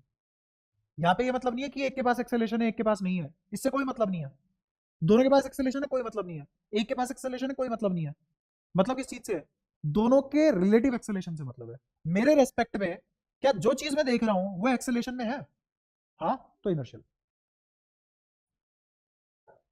ठीक है, अच्छा फ्रेम वही है, मैं एक्सेलेटेड हूं, मैं किसी एक्सेलेरेशन से भाग रहा हूं, तो क्या अभी मेरे लिए वो एक्सेलेटेड फ्रेम है? हाँ, रिलेटिव एक्सेलेरेशन तो आज भी है ना, तो अभी वो एक्सेलेटेड फ्रेम है, इसका मतलब वो इनर्शियल फ्रेम है। तो अब थोड़ी थोड़ी फील आई एक्सेलेरेशन और ये इनर्शियल नॉन इनर्शियल फ्रेम क्या होते हैं।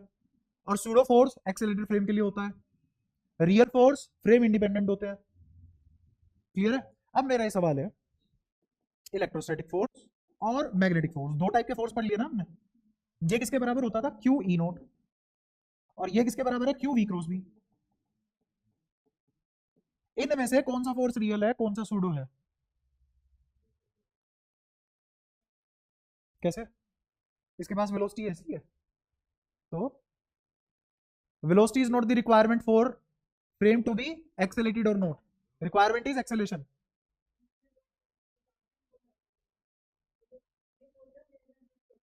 तो मैग्नेटिक फोर्स पेयर में एग्जिस्ट नहीं करता। तुमने दो चार्ज एक साथ देखे कहाँ है? अगर चार्ज जैसे ऐसे घूम रहा है तो वायर पे फोर्स लगाएगा, और वायर में करंट जा रहा है तो वो चार्ज पे फोर्स लगाएगा। चार्ज के मूव करने से ही क्या पैदा हुआ? Magnetic force. और मैग्नेटिक फोर्स किस पे फोर्स लगा रहा है? चार्ज पे। तो हो तो रहा है ना फिर। हाँ, तू बता।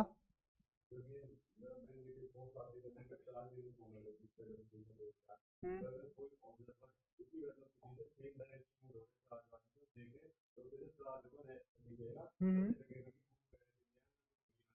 चार्ज स्टैटिक हो चुका है।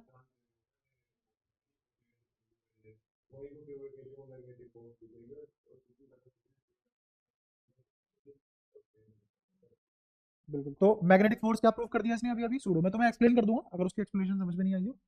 अच्छा, और तूने कहा कि ये वाला फोर्स रियल है, ये रियल है।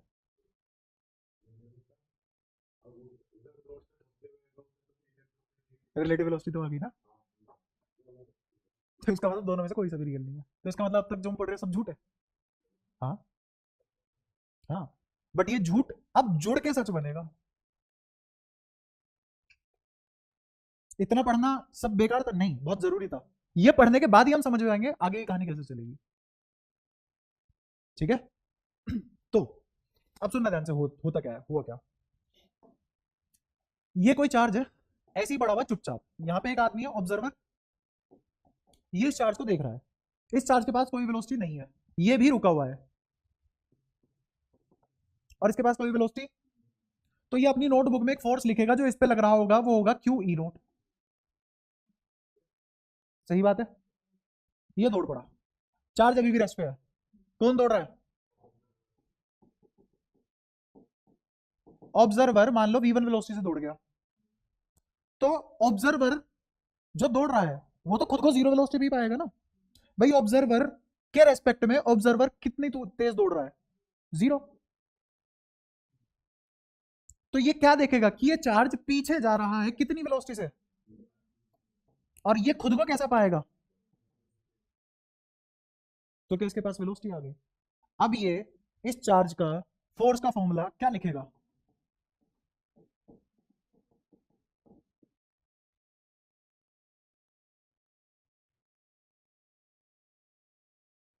इसका मतलब दोनों फोर्स फ्रेम डिपेंडेंट थे, इसका मतलब दोनों फोर्स सेम आदमी, सेम आदमी, या फिर ऐसा कर लो कि इसको ऑब्जर्वर टू बोल लो, इसको ऑब्जर्वर टू बोल लो, है ना, और ये v1 वेलोसिटी से दौड़ रहा है और ये ऑब्जर्वर वन है, तो ऑब्जर्वर वन इसी चार्ज का फोर्स का फॉर्मूला लिख रहा है क्यू ई नोट। दूसरा ऑब्जर्वर सेम चार्ज का, चार्ज पे तो कोई फर्क नहीं पड़ा, चार्ज तो अभी वही है, दूसरा ऑब्जर्वर इसी चार्ज के लिए फोर्स का फॉर्मूला लिख रहा है Q V one cross B. एक के लिए वो फोर्स मैग्नेटिक है, एक के लिए वो फोर्स इलेक्ट्रिक है। हाँ हाँ।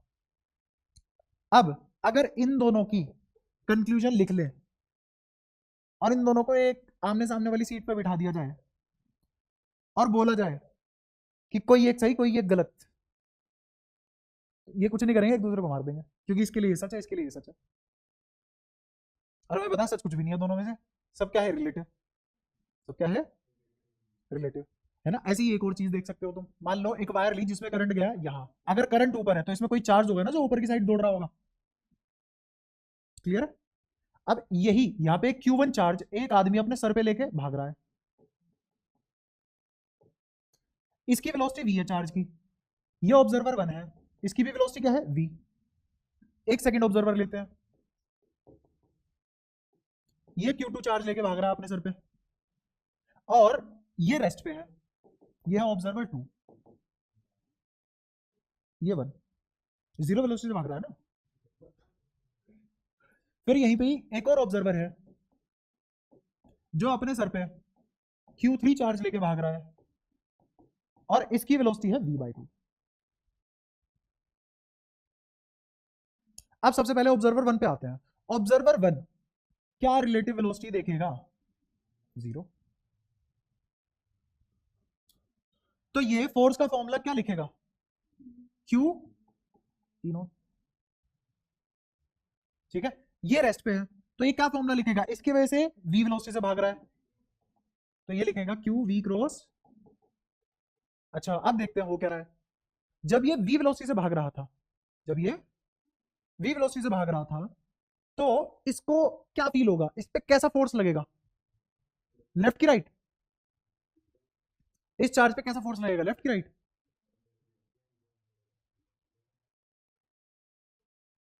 अगर अपोजिट नेचर के हुए तो, और अगर सेम नेचर के हुए तो लेफ्ट, उल्टा है वैसे, अगर ये पॉजिटिव है ये पॉजिटिव है तो फोर्स यहां लगेगा। इसके ऊपर फोर्स कैसे लगेगा? डायरेक्शन सुनो, ये चार्ज ऊपर जा रहा है, डीएल भी ऊपर है, आई भी ऊपर है, यहां कैसे लगेगा? अंदर की तरफ। फोर्स कहां लगा? यहां पे ये फोर्स है मैग्नेटिक फील्ड। अच्छा अच्छा, मैग्नेटिक फील्ड है, फोर्स लिखवा रहे हो। ये बी है, यहाँ पे इलेक्ट्रिक फील्ड इधर है और फोर्स भी इधर है, लेकिन यहाँ पे अभी तुमने क्या निकाला? सिर्फ और सिर्फ मैग्नेटिक फील्ड निकाला है सर। समझ पाए? अच्छा, अब मैग्नेटिक फील्ड अंदर है और वी क्रॉस बी से क्या आएगा? क्लियर है? तो वी क्रॉस बी निकालो। यहाँ पे फोर्स कहाँ आया?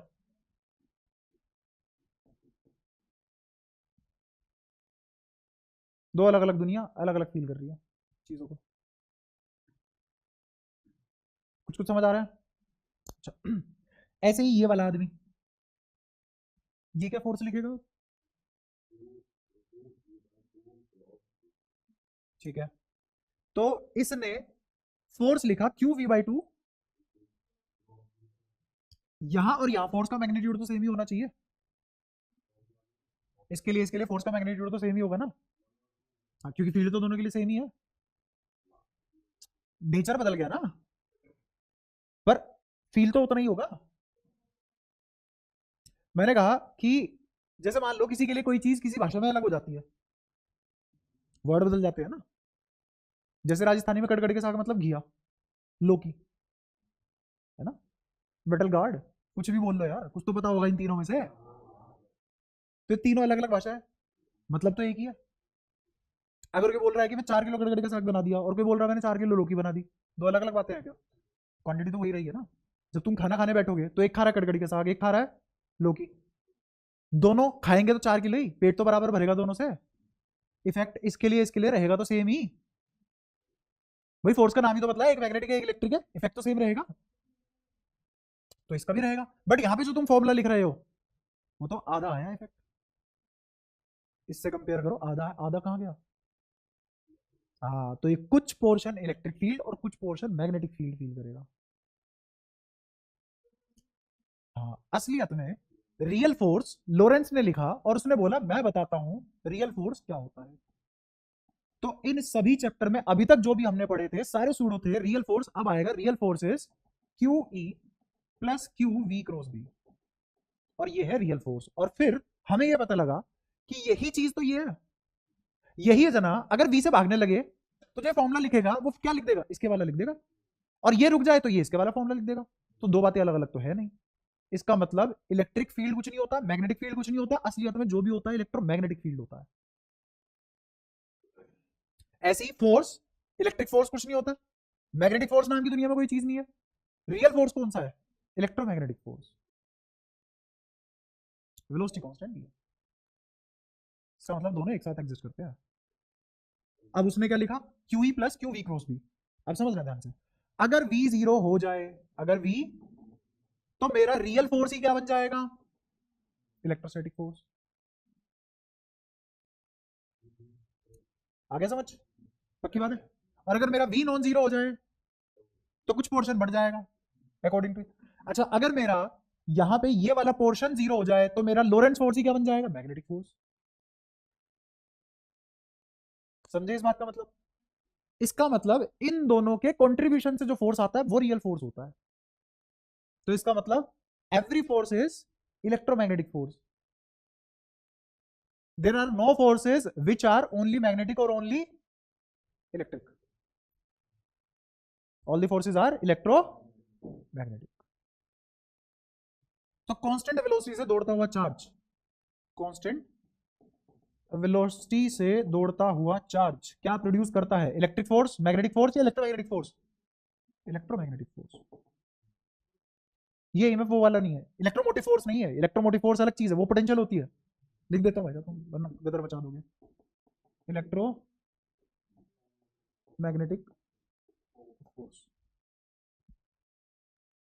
अभी तक हमने ये नहीं पढ़ा कि अगर एक्सेलेरेट कर जाए चार्ज तो क्या होगा, ये हम पढ़ेंगे बाद में। अभी तक हमने सिर्फ क्या पढ़ा है कि अगर चार्ज कांस्टेंट वेलोसिटी से दौड़ रहा है तो सिर्फ और सिर्फ मैग्नेटिक फील्ड प्रोड्यूस नहीं करता, वो इलेक्ट्रिक फील्ड भी प्रोड्यूस करता है। हाँ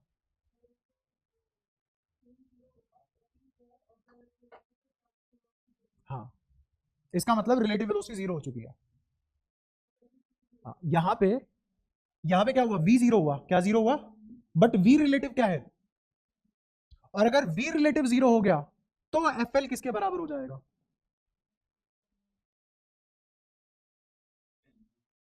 समझ पा रहे हो। तो इसीलिए किताबों में लिखा जाता है, या जितनी भी बढ़िया किताबें होंगी, कि अगर कांस्टेंट वेलोसिटी चार्ज दौड़ जाए तो वो इलेक्ट्रिक और मैग्नेटिक दोनों फील्ड प्रोड्यूस करता है। शुरुआत में कैसे पढ़ाया जाता है कि रुका हुआ charge electric force, constant velocity से दौड़ता हुआ चार्ज मैग्नेटिक फोर्स, और एक्सेलरेट करता हुआ चार्ज इलेक्ट्रोमैग्नेटिक फोर्स। नहीं, गलत है। रुका हुआ चार्ज इलेक्ट्रिक फोर्स, दौड़ता हुआ चार्ज इलेक्ट्रोमैग्नेटिक फोर्स, एक्सेलेटेड पढ़ेंगे बाद में, ठीक है। हाँ हाँ हाँ, इसकी डायरेक्शन राइट लिखी हमने, इसकी लेफ्ट आई। हाँ, मैग्नीट्यूड दोनों का लिखा है, असलियत में ये डायरेक्शन गलत है, आएगी है। ऐसे दिखाता हूँ, नहीं चार्ज से नहीं, ऐसे दिखाता हूँ। मान ले ये मैं वेट ही कर रहा था और मेरे दिमाग से निकल गई, ये किसी ने पूछा नहीं, शाबाश। जैसे मान ले ये इंसान इस चार्ज को देख रहा है और इसमें करंट दौड़ रहा है, ये करंट कैरिंग कंडक्टर इस पे क्या फोर्स लगाएगा, ये चार्ज भी कितने से दौड़ रहा है, v वेलोसिटी से दौड़ रहा है, लगेगा तो इधर ही फोर्स। ये इस पे देखेगा तो ये चार्ज कुछ टाइम बाद कहां दिखेगा इसको, यहां से, हाँ, तो तभी आएगा ना जब ऐसा आ रहा है। तो असलियत में ये वाला आदमी अगर v वेलोसिटी से दौड़ जाए, या फिर ये v वेलोसिटी से भी नहीं दौड़ रहा, चुपचाप खड़ा हुआ है, लेकिन इसके लिए चार्ज कहां दौड़ रहा है, v वेलोसिटी से दौड़ रहा है, तो पता है इसको क्या दिखेगा, जैसे चार्ज यहां ऐसे स्ट्रेट लाइन में आया, हाँ, उसको सर्कुलर मोशन में दिखाई देगा इसका। फोर्स कहां लग रहा है इस पे भी, लेफ्ट पर। वही तो कह रहा हूँ, इफेक्ट सेम रहेगा, नाम ही तो बदला, इफेक्ट तो सेम ही है।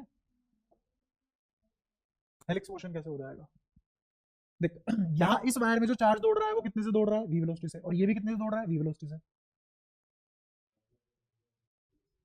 तो इसको ये वाला चार्ज ऐसे जाता हुआ दिखाई देगा, जैसे मान ले ये चार्ज यहाँ है, इसकी वेलोसिटी क्या है, v, ठीक है, कहा, इस करंट के डायरेक्शन में, और ये करंट किसकी वजह से बना, v वेलोसिटी के चार्ज की वजह से बना। तो इसमें भी चार्ज v वेलोसिटी से दौड़ रहा है, यहाँ भी चार्ज v वेलोसिटी से दौड़ रहा है, यहाँ पे ऑब्जर्वर है, तो पता है क्या देखेगा इस चार्ज को, जैसे ये चार्ज बस यहाँ से यहाँ आ गया, वो सर्कुलर मोशन नहीं देख पाएगा, ये ऊपर जा रहा है v वेलोसिटी चार्ज, ये भी ऊपर जा रहा है, हाँ, यहाँ खड़ा हुआ है इंसान, तो उसको ऐसे जाता हुआ दिखाई देगा। बुद्धिमान ना, वेक्टर इनफ पढ़ा रखा है कि अगर कोई ट्रेन ऐसे आ रही है और कोई ट्रेन ऐसे आ रही है, तो इस आदमी को ये वाली ट्रेन किस डायरेक्शन में आती हुई दिखाई देगी, ऐसे कि ऐसे, ये पता करो, ये अपने आप आ जाएगा। हाँ, ये रेस्ट पे इन दोनों के रिलेटिव वेलोसिटी बोल क्या है, v, इन दोनों की रिलेटिव वेलोसिटी v, और इन दोनों की रिलेटिव वेलोसिटी 0। तो इन दोनों के लिए ये चार्ज कहां से कहां गया, दोबारा सुन लो, इसको पूरे को एक बारी में कैसे क्लियर करते हैं, ये एक वायर, ये करंट किसकी वजह से बना, एक क्यू चार्ज की वजह से बना, जो कितनी वेलोसिटी से दौड़ रहा है, यहाँ पे एक चार्ज है क्यू जो कितनी वेलोसिटी से दौड़ रहा है, v, ठीक है।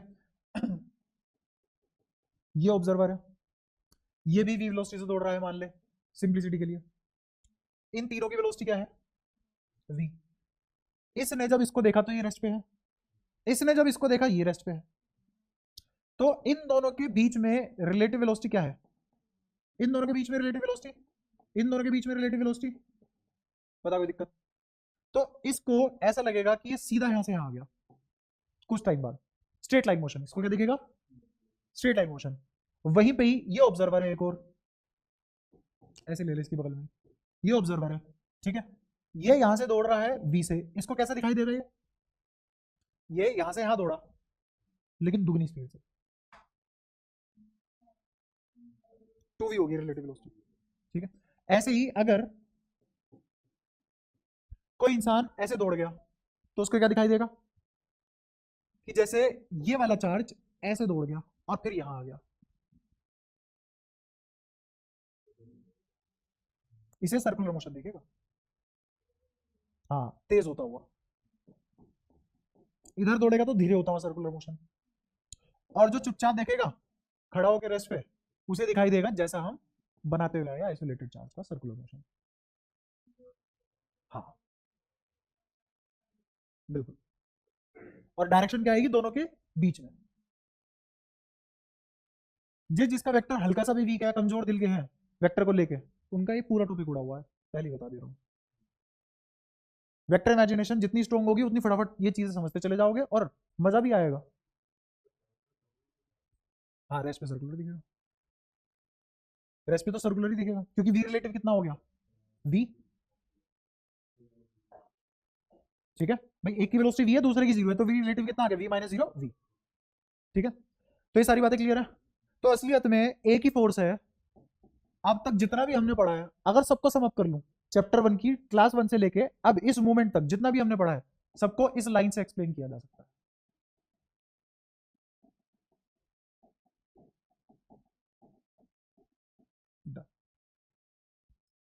ये अब तक का जितना भी हमने पढ़ा है, सब कुछ उसका सार है। आज तक हमने बस यही फॉर्मूला पढ़ा है, यह लोरेंस फॉर्मूला, लोरेंस फॉर्मूला या लोरेंस फोर्स। क्योंकि इसने इतनी बढ़िया बात रिलेट की, तो इसने अपने नाम से एक फोर्स बना दिया, लोरेंस फोर्स।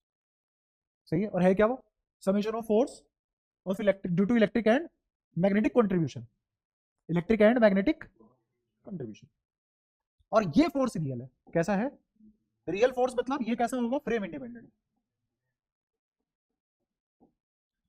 यहां पे तुम क्यों अलग अलग बातें बोल रहे थे, क्योंकि तुम सब मैग्नेटिक के हिसाब से बात कर रहे थे, मैग्नेटिक फोर्स के हिसाब से। दूसरा वो भी अलग अलग बातें लिख रहे हैं जो इलेक्ट्रिक फोर्स के हिसाब से बात कर रहे हैं, लेकिन जो लोरेंस फोर्स लिख रहा है वो तो नेट इफेक्ट देखेगा ना इलेक्ट्रिक और मैग्नेटिक का, और वो एक्जैक्टली बता पाएगा कब कहां किसका कंट्रीब्यूशन जीरो है और कितना है। सही है, ज्यादा कोई परेशानी। तो किसी इंसान के लिए जो इलेक्ट्रिक फोर्स का फॉर्मूला है, वो दूसरे के लिए मैग्नेटिक फोर्स बन जाएगा। इसी बात को खत्म करने के लिए हमने इसको रियल फोर्स बना दिया। और इसीलिए कांस्टेंट वेलोसिटी जो दौड़ता हुआ चार्ज क्या प्रोड्यूस करता है, electromagnetic force, not electric not magnetic, but electromagnetic force. And every force in nature is electromagnetic force if it is a force which is produced by the property of charge। ये थोड़ी ना gravitational force को भी यही बोलने लग जाओगे electromagnetic force है। हाँ, चार्ज की प्रॉपर्टी की वजह से अगर कोई फोर्स पैदा हो रहा है, तो वो इलेक्ट्रिक फोर्स है या मैग्नेटिक फोर्स है, कौन सा है, दोनों है। तो चार्ज की प्रॉपर्टी से पैदा होने वाला हर फोर्स इज,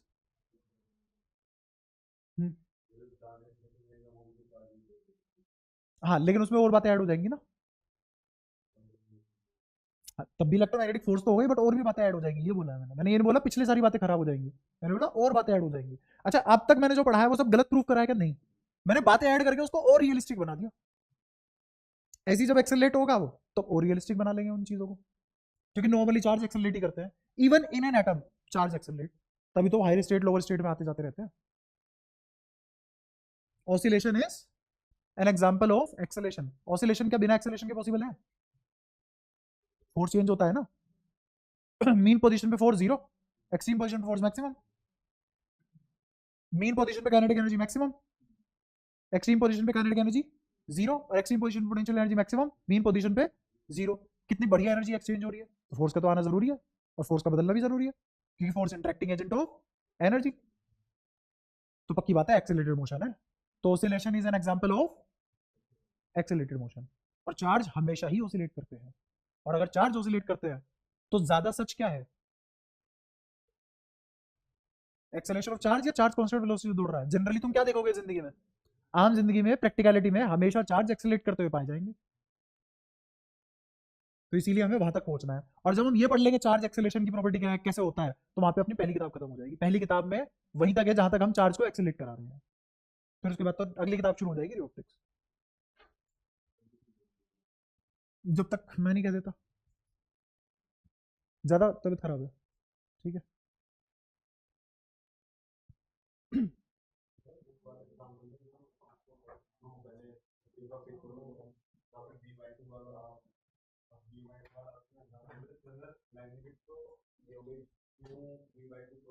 हाँ, और जो बाकी बचा हुआ पोर्शन है वो क्यू ई में चला गया, तो क्यू ई नोट नहीं लिखूंगा मैं, क्या लिखूंगा, क्यू ई लिखूंगा। ठीक है। हाँ, नहीं फोर्स तो चार्ज की प्रॉपर्टी से ही आएगा लाला। हाँ वही ना। यहाँ तक बताओ कोई भी बात तुम्हें समझ में ना आई हो, सारी बातें क्लियर है यहाँ तक भी, पक्का। ठीक है। तो अपने पास अब लोरेंस फोर्स नाम की बढ़िया चीज आ गई है। अब हमें जानते हैं कि सच क्या है असलियत में, और यही तेरा कल एक डाउट था जो मैंने कहा था अगली क्लास में क्लियर हो जाएगा। अब हो गया क्लियर अच्छे से। ठीक है। तो अब ये फ्रेम इंडिपेंडेंट हो गया। अब इसको हम जहां चाहे रियल फोर्स की तरह यूज कर सकते हैं।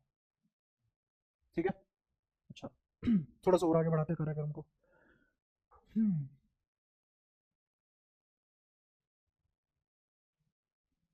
इसके बाद पहले तुम्हें गैल्वेनोमीटर तो मैंने थोड़ा थोड़ा करा दिया था ना, थोड़ा तेज करेंगे उसको। पहले गैल्वेनोमीटर कराऊं या एप्लीकेशन? रुक जा, चलो एक और चीज बताता हूँ इसमें बढ़िया। अगर एफ एल जीरो हो जाए तो क्या होगा? अगर एफ एल जीरो हो गया तो इसका मतलब क्या है? चलो, तुमने कहा कुछ भी नहीं, निकालते हो ऑब्जर्वेशन। इसका मतलब मेरा क्यू ई बराबर minus Q E cross B हो जाएगा। मैंने सिंपल बोला लोरेंस फोर्स जीरो, तो इसको जीरो के बराबर रखा, ये दोनों बराबर आ गए, क्यू क्यू वन है। अच्छा, ई वी क्रॉस बी है, इसका मतलब V B sine theta N cap की जो डायरेक्शन, एन कैप की जो डायरेक्शन आएगी उस डायरेक्शन में इलेक्ट्रिक फील्ड आएगा। और हम जानते हैं, हाँ उसके अपोजिट, उसके अपोजिट डायरेक्शन में। और हम ये भी जानते हैं कि वी क्रॉस बी तो एक प्लेन होगा, तो जिस प्लेन में वी और बी होंगे उसके परपेंडिकुलर प्लेन में इलेक्ट्रिक फील्ड आएगा। तो इसका मतलब अगर कहीं तुमसे ये बोल दे, अब ये सारी बातें छुपा के उल्टा तुमसे कोई पूछ ले, क्या पूछ रहा है वो तुमसे पूछ रहा है कि E is perpendicular to B and E is perpendicular to V, तो बताओ इस बात का मतलब क्या है? इस बात का सीधा सीधा मतलब है लोरेंस फोर्स जीरो है, तभी ये पॉसिबल है। और अगर लोरेंस फोर्स जीरो है इसका मतलब फोर्स है ही नहीं, इसका मतलब फोर्स है ही नहीं तो चार्ज पे कोई इफेक्ट नहीं पड़ेगा, चार्ज जिस स्टेट में है उस स्टेट में रहेगा। लोरेंस फोर्स ही तो रियल फोर्स है, और ये रियल फोर्स ही तो समेशन ऑफ एफ नेट होता है।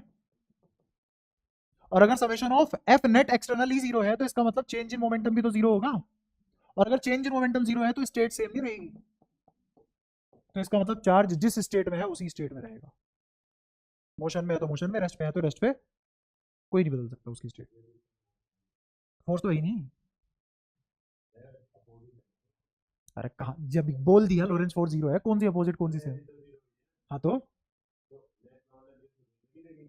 इसका मतलब है मैग्नेटिक फोर्स और इलेक्ट्रिक फोर्स का जो इफेक्ट था वो कैंसिल हो गया। तो अंदर बाहर कर रहा है। हाँ, और अपोजिट डायरेक्शन में। इसका मतलब क्या है? इसका मतलब ये है कि एफ बी और एफ ई मैग्नीट्यूड वाइज और डायरेक्शन वाइज, अब खुद देखो मैंने बस ये लाइन बोली थी, कितने कंक्लूजन निकल गए तुरंत ही। मैथ्स है ये, इसको बोलते हैं मैथ्स पढ़ना। मैं तो तुम्हें ये पढ़ा रहा हूँ फॉर्मूला कैसे पढ़ते हैं। फॉर्मूला याद करना सबको आता है, हिल हिल के 5 मिनट बोलते रहो मन ही मन में, हो गया याद। हाँ उसको वो तेरे से वो भी नहीं हो रहा, और प्राउडली कह रहा है मैं करता ही नहीं हूँ।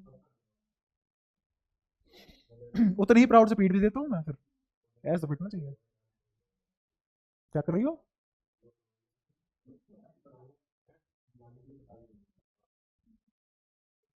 कितना खुश हुआ है ये कि मेरे को समझने वाला मिल गया मेरे को। सर तो समझ नहीं पा रहे, कैसा सा क्या होगा तेरा। हाँ तो ये भी बात समझ आई तुम्हें, इसमें कोई दिक्कत? अब इस बात के पता लगती है हमने एक और डिवाइस बना ली जिसका नाम है वेलोसिटी सिलेक्टर। अब मैं वो फोटोन ढूंढ सकता हूँ जिस फोटोन की वेलोसिटी उतनी हो जो मुझे चाहिए अपना काम करवाने के लिए। हाँ, फोटोन हो इलेक्ट्रॉन हो कोई भी पार्टिकल हो, फोटोन कह रहा हूँ sorry, proton proton sorry, proton. Photon कहाँ ही हाथ लग जाएगा तुम्हारे, वो पढ़ेंगे बाद में फोटोन क्या चीज़ है। अभी तो तुम इसमें ध्यान दो, प्रोटोन की बात हो रही है, किसकी बात हो रही है? प्रोटोन की बात हो रही है। प्रोटोन इलेक्ट्रॉन, मेरे को मान लो फलाना डिम का वेलोसिटी का इलेक्ट्रॉन चाहिए, तो मैं ये सब यूज करूंगा। कैसे समझना,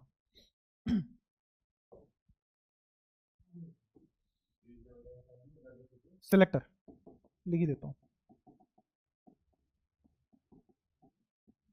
और प्रिंसिपल क्या है वेलोसिटी सिलेक्टर का? यहाँ पे हमने FL0 किया है, FL0 करते ही मुझे पता है E किसके बराबर आ गया, V क्रॉस B। अगर मैं यहाँ से मैग्नीट्यूड ऑफ वेलोसिटी निकालूं तो वो किसके बराबर आ जाएगा, E बाय B। अगर मुझे लोरेंस फोर्स 0 हो गया और पार्टिकल की वेलोसिटी निकालनी है तो वो किसके बराबर होती है, उल्टा बोलता हूँ, जिस दिन मेरी वेलोसिटी E बाय B के बराबर आने लग गई ना, उस दिन फोर्स कभी भी चार्ज पे इफेक्ट नहीं डाल पाएगा, क्योंकि 0 है। क्योंकि तो अगर मुझे चार्ज को अनइफेक्टेड, अनडिविएटेड, अनडिफ्लेक्टेड पास करवाना है तो वेलोसिटी क्या रखनी पड़ेगी, क्यों?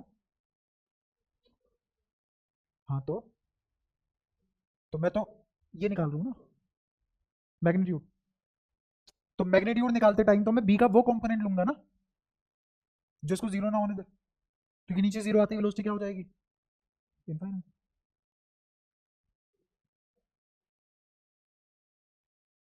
समझ गए? यही फॉर्मूला अगर मैं फोटोन के लिए लिख दूं, हल्का हल्का सा बिठा रहा हूं तुम्हारे दिमाग में चीजें, यही फॉर्मूला अगर मैं फोटोन के लिए लिख दूं, तो फोटोन इलेक्ट्रिक और मैग्नेटिक फील्ड जनरेट करता है, तो उसका ई बाई बी का रेशो 3 × 10⁻8 आएगा, वही फोटोन की वेलोसिटी होती है।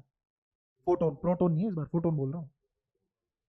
हाँ, 3 × 10⁻8 ई बाई बी का रेशो। इसका मतलब समझना ध्यान से, इसका मतलब मेरा इलेक्ट्रिक फील्ड कितने गुना है मैग्नेटिक फील्ड का,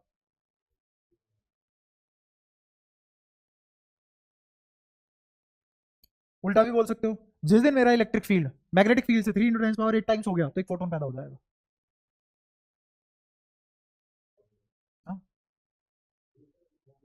क्योंकि फोटोन की ही वेलोसिटी उतनी हो सकती है, और किसी चीज की नहीं हो सकती। पूरे यूनिवर्स की बात हो रही है, अर्थ की बात नहीं हो रही। एनर्जी के पैकेट तो बहुत आगे की बात है, वो तो क्वांटम की बात हो गई है ना। फोटोन को एनर्जी के पैकेट की तरह देखना मतलब क्वांटम की तरफ चलना। वो हटा दें, अगर मैं जनरली क्लासिकली बात करूँ, क्लासिकल मैकेनिक्स के दायरे में रह के बात करूँ तो उसका सिंपल सिंपल मतलब ये है कि अगर जिस दिन मेरा electric field 3 × 10⁻8 times of B हो गया तो इसका मतलब एक फोटोन पैदा होकर निकल गया। उतनी रफ्तार फोटोन ही अचीव कर सकता है, और कोई नहीं। True for entire universe. वो मैं यहाँ पढ़ाऊंगा फोटो इलेक्ट्रिक इफेक्ट, और केमिस्ट्री से बहुत ज्यादा डिटेल वर्जन में पढ़ाऊंगा, ईच एंड एवरीथिंग की एक्सप्लेनेशन दूंगा, कुछ भी ऐसे नहीं होगा कि हाँ लॉजिकल चला गया। हाँ। हाँ तू बता, कुछ पूछ रहा था। थीटा हमेशा, हाँ ये वाला, हाँ तो वो 90 का मतलब क्या है, समझो इस बात को भी, चलो इस बात पे भी बात कर लेते हैं। जैसे इलेक्ट्रिक फील्ड का फॉर्मूला लिखा V cross B, V cross B को क्या लिख सकते हैं, ई का magnitude is V B sine theta. V B, अगर कोई एंगल आ गया इसका मतलब डिफ्लेक्शन आ गई, मुझे डिफ्लेक्शन चाहिए नहीं, मुझे डिफ्लेक्शन चाहिए नहीं, तो हटाओ इस टर्म को। सही है, या तो कोई दिक्कत, ठीक है। और चीजें इस पे भी आऊंगा मैं बाद में, जब इलेक्ट्रोमैग्नेटिक थ्योरी करेंगे तब वहां पे और डिटेल में बताऊंगा ये सब बातें, कि ये साइन थीटा कहाँ से आ रहा है, क्यों आ रहा है, क्या फलाना ढिमका चीजें हैं इसमें। अच्छा, अभी तो वेलोसिटी सेलेक्टर पे चलते हैं। मान लो मैंने कोई फील्ड ले लिया, मैग्नेटिक फील्ड ले लिया जिसकी डायरेक्शन क्रॉस में है, क्या मैग्नेटिक फील्ड तुरंत इमेजिन हो गया, यूनिफॉर्म मैग्नेटिक फील्ड है अंदर जाता हुआ बोर्ड के 3D में, ऐसे पूरा का पूरा एक गुच्छा आ रहा है मैग्नेटिक फील्ड लाइन का जो इक्वी डिस्टेंस है एक दूसरे से, लाइन के फॉर्म में मानते हैं, तो ये ऐसे दिखा तुम्हें स्क्रीन पे, क्या मैग्नेटिक फील्ड हो गया इमेजिन। इलेक्ट्रिक फील्ड बताओ, राइट लगाऊं लेफ्ट लगाऊं तुम्हारी मर्जी है, राइट वर्ड इलेक्ट्रिक फील्ड लगा दिया, ये रहा इलेक्ट्रिक फील्ड, ये इलेक्ट्रिक फील्ड बन गया। यहां पे एक चार्ज है, इस चार्ज को मैं फोटोन भी ले सकता हूं, इलेक्ट्रॉन भी ले सकता हूं, मेरी मर्जी है। बट फर्क इतना आ जाएगा, जो फोटोन के लिए डायरेक्शन आएगी वो इलेक्ट्रॉन के लिए उल्टी होगी, क्योंकि चाहे मैग्नेटिक फोर्स हो चाहे इलेक्ट्रिक फोर्स हो, फोटोन के उल्टी डायरेक्शन पे लगता है फोर्स, इलेक्ट्रिक इस पे इलेक्ट्रॉन पे, ये हमने पहले भी देख लिया था। अगर मेरा इलेक्ट्रिक फील्ड राइट डायरेक्शन में है और मैंने पॉजिटिव चार्ज पार्टिकल छोड़ा तो वो राइट में ही जाएगा, लेकिन इलेक्ट्रॉन छोड़ दिया तो लेफ्ट में आएगा। ऐसे ही अगर मेरा पार्टिकल क्लॉकवाइज घूम रहा है मैग्नेटिक फील्ड के अंदर एंटर करते टाइम और वो पॉजिटिव था, तो इलेक्ट्रॉन कहां घूमेगा, एंटी क्लॉकवाइज। क्लियर है? तो पहले मैंने फोटोन लिया, पहले मैंने फोटोन लिया और फोटोन को भेजा, और फोटोन पता लगा मुझे कि सीधा निकल गया। फोटोन कैसे निकल गया, तो जिस वेलोसिटी से ये फोटोन गया उस वेलोसिटी का नाम रखा गया वी नॉट, और ये सीधा निकला है।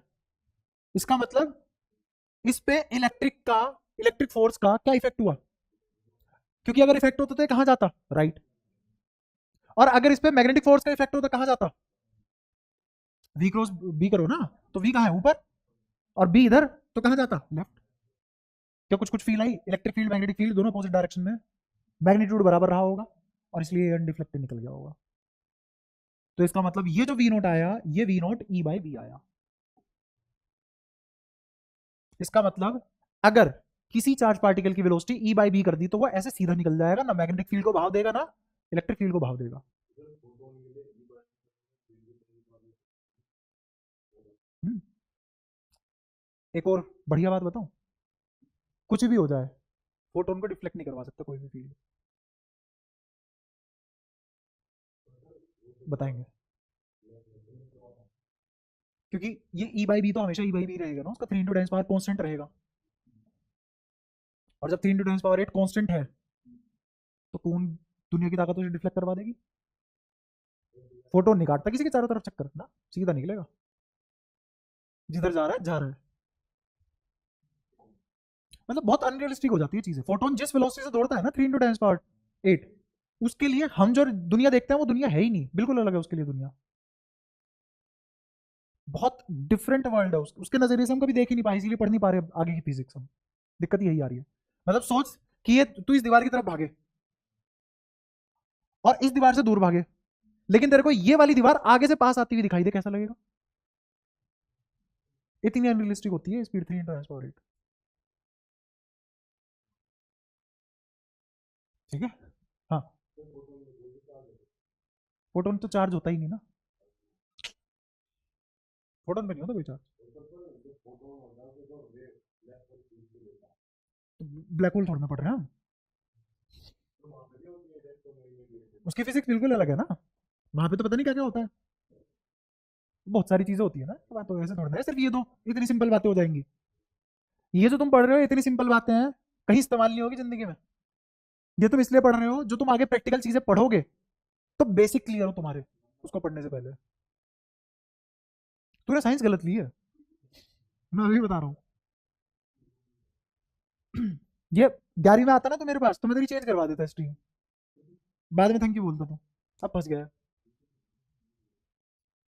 खैर ये सब देखो, यहाँ देखो टाइम वेस्ट करने की बजाय, तो ये पार्टिकल सीधा कब निकला, जब जब effect of magnetic field and electric field is zero, effect zero, है ना।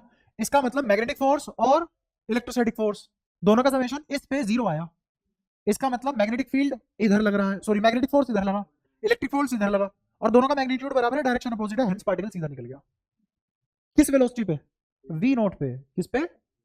अब मेरे को बताओ, अगर मेरी वेलोसिटी वी नोट से बड़ी हो जाए तो क्या होगा, तब अनरिफ्लेक्टेड नहीं जाएगा। अगर मेरी वेलोसिटी बड़ी हो गई तो ध्यान से सुनना, वेलोसिटी बड़ी होने का मेरे को मैग्नेटिक फोर्स का फॉर्मूला क्या पढ़ा था हमने, क्यू वी क्रॉस बी, और इलेक्ट्रिक फोर्स का फॉर्मूला क्या पढ़ा था, क्यू ई। क्या चार्ज बदला है मैंने, और इलेक्ट्रिक फील्ड यूनिफॉर्म है, मतलब ये कांस्टेंट, ये बदला नहीं, तो इलेक्ट्रिक फोर्स तो कांस्टेंट ही है, ये तो बदलेगा नहीं।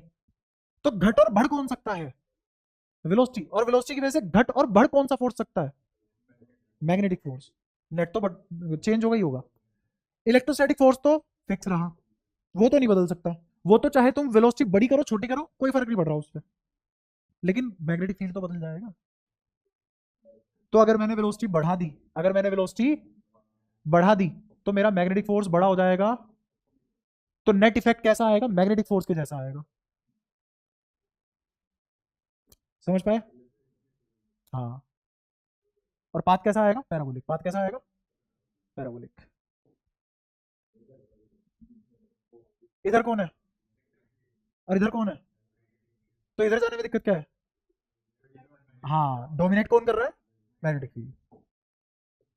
तो ये किसके लिए बना, for V greater than V naught. मैं इसको ऐसे भी समझा सकता हूं कि अगर मेरी वेलोसिटी वी नोट से बड़ी है और वी है ई बाई बी के बराबर, समझ पाए, तो इसका मतलब मेरा मैग्नेटिक फोर्स या फिर मैग्नेटिक फील्ड ज्यादा बड़ा होगा ना, हाँ? इसीलिए मैंने लिखा है, तुम इसको लिखते ही ये सोचोगे कि डेनोमिनेटर में बी बढ़ा तो वी घटा,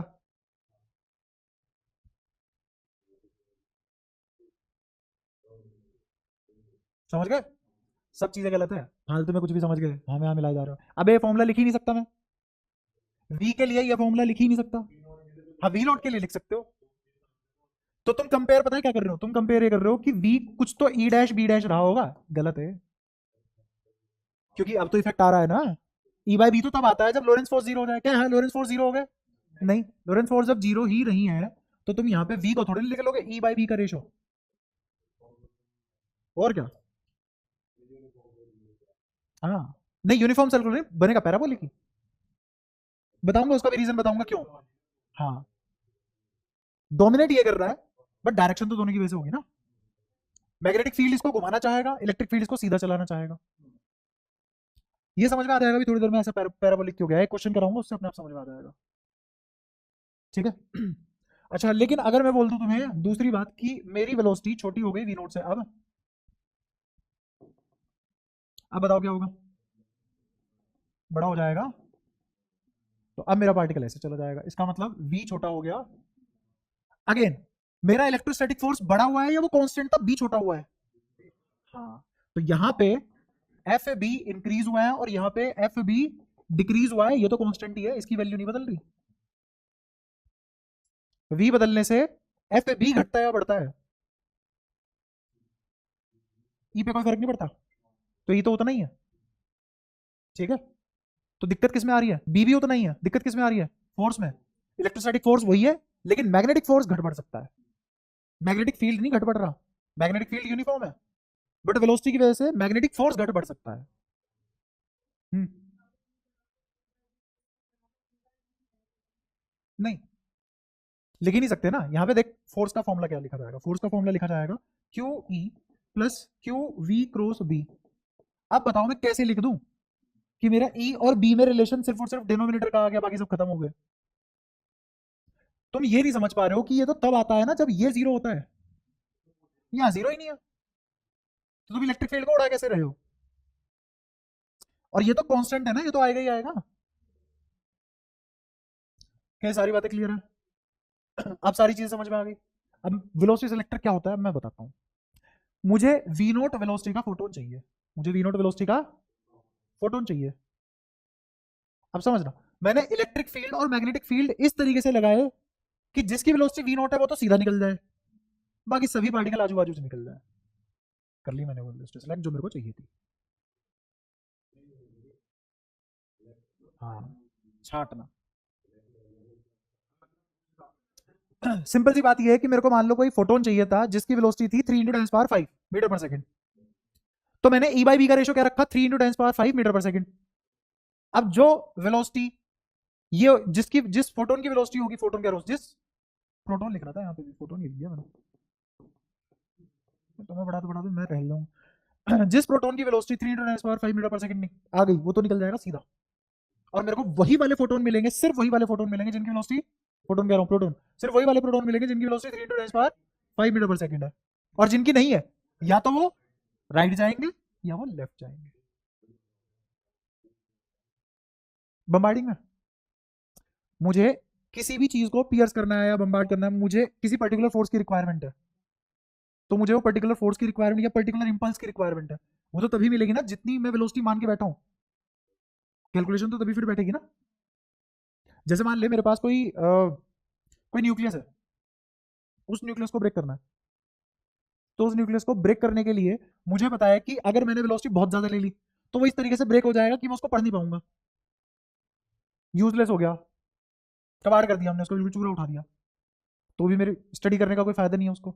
एक मैंने पार्टिकल ऐसा चुना जो इसके पास जाके वापस आ गया, कर नहीं डर के भाग गया कि भैया जी बहुत मारते हैं, तो दोनों ही मेरे किसी मतलब के नहीं है।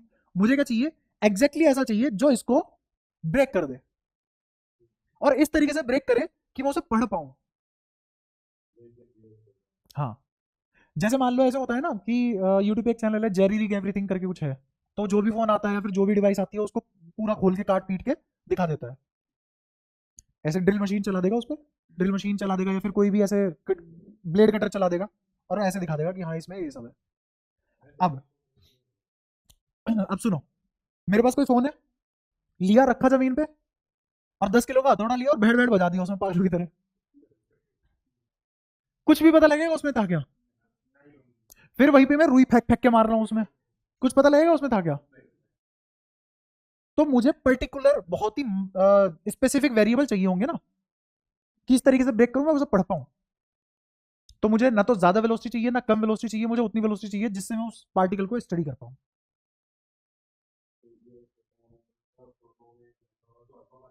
हाँ, अल्फा पार्टिकल भी हो सकता है, अल्फा पार्टिकल भी हो सकता है, अल्फा पार्टिकल भी हो सकता है, बीटा पार्टिकल भी हो सकता है, न्यूट्रॉन भी हो सकता है, ट्रिटियम भी कुछ भी हो सकता है, हाइड्रोजन एटम भी हो सकता है, हाँ हीलियम एटम भी हो सकता है। हाँ, बोल। क्यों? हम्म। तो इसीलिए तो नहीं करा, इसीलिए उसने क्या किया, एक चैम्बर यूज किया बिस्मथ वगैरह की ईंटें लगा के, ताकि पार्टिकल, अल्फा पार्टिकल इतना बम्बार्ड कर दे। उसने अल्फा पार्टिकल ही चुना, उसका भी रीजन था। एक्सपेरिमेंट करना कोई आसान बात नहीं होती। थ्योरी तो पढ़ ली, ठीक है हमने यहाँ पे, उसको मतलब ही नहीं था ई बाई वी से। उसको क्या मतलब ई बाई वी से? हाँ, वो तो स्ट्रक्चर ऑफ एटम नहीं निकाल रहा था, वो ये देख रहा था कि कहाँ है न्यूक्लियस, बस। इससे एक पैसा फालतू की स्टडी नहीं हुई है उससे, उससे सिर्फ क्या पता लगा, इससे फालतू कुछ भी पता नहीं लगा, सिर्फ इतना पता करने के लिए कि न्यूक्लियस कहां हो सकता है भी नहीं, न्यूक्लियस कहां हो सकता है, उसकी बहुत रफ अप्रोक्सीमेशन पता लगी है उस 5 साल के एक्सपेरिमेंट से। सोचो कितना पेशेंस चाहिए होता है, और तुम्हें चाहिए 2 मिनट में पढ़ के टॉप मार लो। यही तो मेंटेलिटी गलत है। हाँ। हाँ, इलेक्ट्रॉन कहाँ से आए? हाँ। हाँ बिल्कुल ठीक है, और न्यूक्लियस को तोड़ के आते हैं, और कहाँ से आते हैं? कहीं से तो तोड़ा होगा ना, या फिर रेडियो एक्टिविटी में मिल जाते हैं।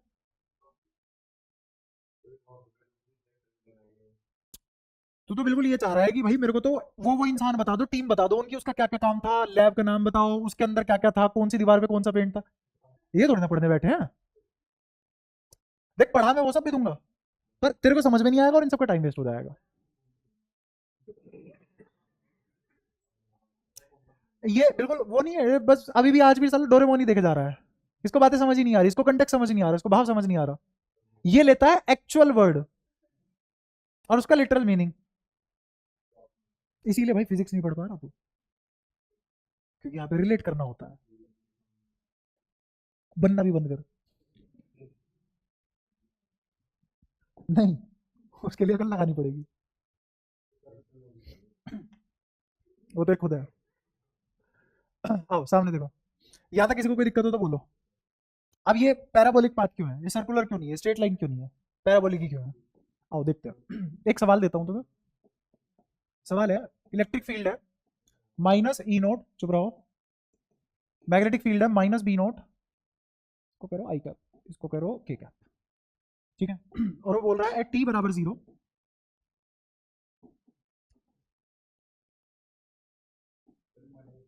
यू बराबर वी, चल यू है तुम्हारा वी के बराबर, और एट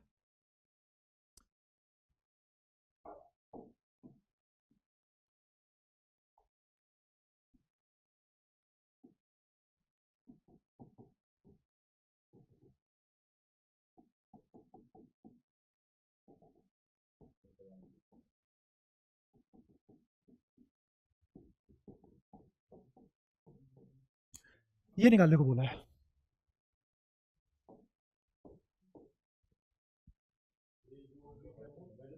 हाँ, इनिशियल वेलोसिटी कितनी है, यू, पार्टिकल कहाँ पे है, 0, y पे।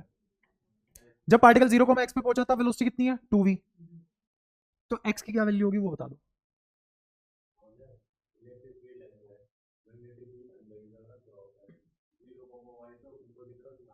हम्म। हम्म। हम्म। हम्म। हम्म। हम्म। ठीक है, मैं करा देता हूँ, देखो सामने, देखो सामने देखो। सबको पता लग गया है, बी तो यहाँ है नेगेटिव जेड एक्सिस में, इलेक्ट्रिक फील्ड इधर है नेगेटिव एक्स एक्सिस में, ये कोई कोऑर्डिनेट है जिसका नाम है 0,y। ठीक है, अब देखते हैं क्या होगा अगर यहां पे मैंने कोई भी चार्ज पार्टिकल रख दिया, कोई भी चार्ज पार्टिकल रख दिया, तो मैग्नेटिक फील्ड अंदर की तरफ है, इलेक्ट्रिक फील्ड इस साइड है। तो इमेजिन कर पाए फील्ड, मैग्नेटिक फील्ड इधर, इलेक्ट्रिक फील्ड इधर, दोनों एक दूसरे के 90 डिग्री पे है, लोरेंट्ज फोर्स बढ़िया काम करेगा। ठीक है, अब उसके इन्फ्लुएंस से क्या होने वाला है, उसके इन्फ्लुएंस से ये होने वाला है, उसने कहा कि पार्टिकल कहां आने वाला है बाद में, x, 0, 0, x तो कुछ होता ही नहीं, x, 0, मेरी गलती, सॉरी। हाँ और क्या, पहचान भी नहीं रहे भाई साहब, पढ़े जा रहे हैं चुपचाप, कि बना दिया होगा अगले ने कुछ अपनी मर्जी से। अब जब 0, y एग्जिस्ट कर रहा है तो x, 0 ही तो एग्जिस्ट करेगा, 0, x भी एग्जिस्ट कर जाएगा कि y एक्सिस पे ही x आ जाएगा।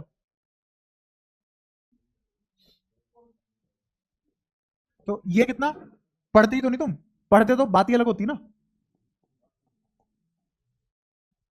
v डैश बराबर 2v, तो पार्टिकल यहां से यहां आएगा, तो इसका मतलब इनिशियल वेलोसिटी इस डायरेक्शन में ही आ सकती है। फील्ड से नहीं, इनिशियल वेलोसिटी तुम्हें अकल से पता करनी पड़ेगी। ये टीम का डब्बा,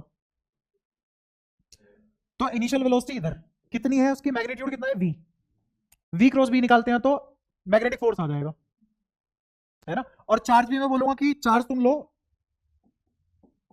-q, चार्ज क्या लो -q, तो यहां पे चार्ज कैसा है, -q है, चार्ज कैसा है -q। इनिशियल वेलोसिटी अकल से पता करी हमने, ये रहा v, अंदर b, मैग्नेटिक फोर्स ऊपर की नीचे, नीचे क्योंकि नेगेटिव चार्ज है, समझ आया नीचे क्यों है, अगर प्लस q होता तो ऊपर होता, -q है तो तेरे को दिक्कत है कोई, हाँ बता। v, b अंदर, अंगूठा ऊपर, अगर ये पॉजिटिव होता तो ऊपर आता, चार्ज कैसा है तो नीचे, माइनस, सवाल बनाने के लिए, हाँ गिवन है, दिखा है ना 4 -q, नहीं नहीं नहीं, नहीं। तो अब सुनना ध्यान से, मैग्नेटिक फोर्स कहाँ है, यहां बना रहा हूं मैग्नेटिक फोर्स अलग पेन से तुम्हारे लिए, ई रहा मैग्नेटिक फोर्स, इलेक्ट्रिक फोर्स ये -q है, इलेक्ट्रिक फोर्स इधर, तो रिजल्टेंट कहाँ आएगा, इन दोनों के बीच में, समझ आया, रिजल्टेंट कहाँ आएगा, इन दोनों के उसमें, इलेक्ट्रिक फील्ड, तो टेंजेंशियल एक्सेलरेशन तोड़ता है गियर के, उसको बदलेगा, मतलब स्पीड बदलेगा, इलेक्ट्रिक फील्ड क्या बदलेगा, स्पीड बदलेगा, सुनते रहना, इलेक्ट्रिक फील्ड क्या बदलेगा, मैग्नेटिक फील्ड डायरेक्शन, तो मैग्नेटिक फील्ड कोशिश करेगा सर्कुलर मोशन में घूमे, मैग्नेटिक फील्ड क्या कोशिश करेगा, जिसका रेडियस फिक्स हो, इलेक्ट्रिक फील्ड स्पीड बढ़ाएगा, रेडियस फिक्स हो पाएगा क्या, तो क्या कर्व बनेगा, और जो कर्व बनेगा तो वो तो ऐसे बनेगा ना, जिसका कोई फिक्स रेडियस नहीं होगा, हर जगह रेडियस कर्वेचर अलग अलग होगा क्योंकि स्पीड बदल रही है। तेरे को अब समझ आ गया पैराबोलिक की क्यों है, क्या ये ग्राफ ऐसा बना, अब ऐसा मान लो कि ये v0 है और पार्टिकल ऐसे डिफ्लेक्ट हो गया है, अगर पॉजिटिव चार्ज होता है इलेक्ट्रिक फील्ड कैसे लेके जाता है चार्ज पार्टिकल को, और अगर माइनस है तो देखिए, हाँ नहीं, उसने बस चार्ज को बोला है कि चार्ज नेगेटिव है, क्या हो रहा है तुम्हें, एक के बाद एक टोपी उड़ती जा रही है, ये इलेक्ट्रिक फील्ड, इसके अंदर मैंने प्लस क्यू रख दिया, इस पे फोर्स कहां लगेगा, राइट की लेफ्ट, माइनस क्यू रख दिया, कहां लगेगा फोर्स, अच्छा अगर इलेक्ट्रिक फील्ड ऐसे है और मैंने इसमें प्लस क्यू रख दिया, कहां जाएगा, और माइनस क्यू रख दिया, कहां जाएगा, इलेक्ट्रिक फील्ड बता कहां है, और माइनस क्यू कहां जाएगा, तो फोर्स तो वहीं लगेगा ना जहां जाएगा, मैं कैसे पढ़ा लूं ऐसे, तेरे साथ तो ये भी नहीं हो रहा, कम से कम उस स्टेज में तो पहुंच, डाउट आए, वो स्टेज कब आएगी जब कुछ तो पल्ले पड़े,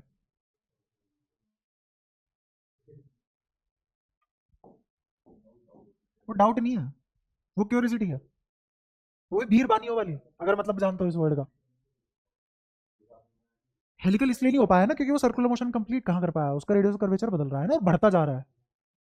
सुनो, क्या ये चार्ज पार्टिकल -q इस डायरेक्शन में एक्सेलरेटेड मोशन नहीं है, अगर ये एक्सेलरेट कर रहा है तो क्या इसकी वेलोसिटी हर मोमेंट बढ़ेगी, increases at each and every moment, each and every, पढ़ लेना जो भी लिखा है, हर मोमेंट पे वेलोसिटी बढ़ी, वेलोसिटी है स्पीड, स्पीड स्पीड, सिर्फ इलेक्ट्रिक फील्ड की बात कर रहा हूं मैं। तो अब मेरे रेडियस ऑफ कर्वेचर का फॉर्मूला क्या होता है, अगर तुम जानते हो तो A N is equal to,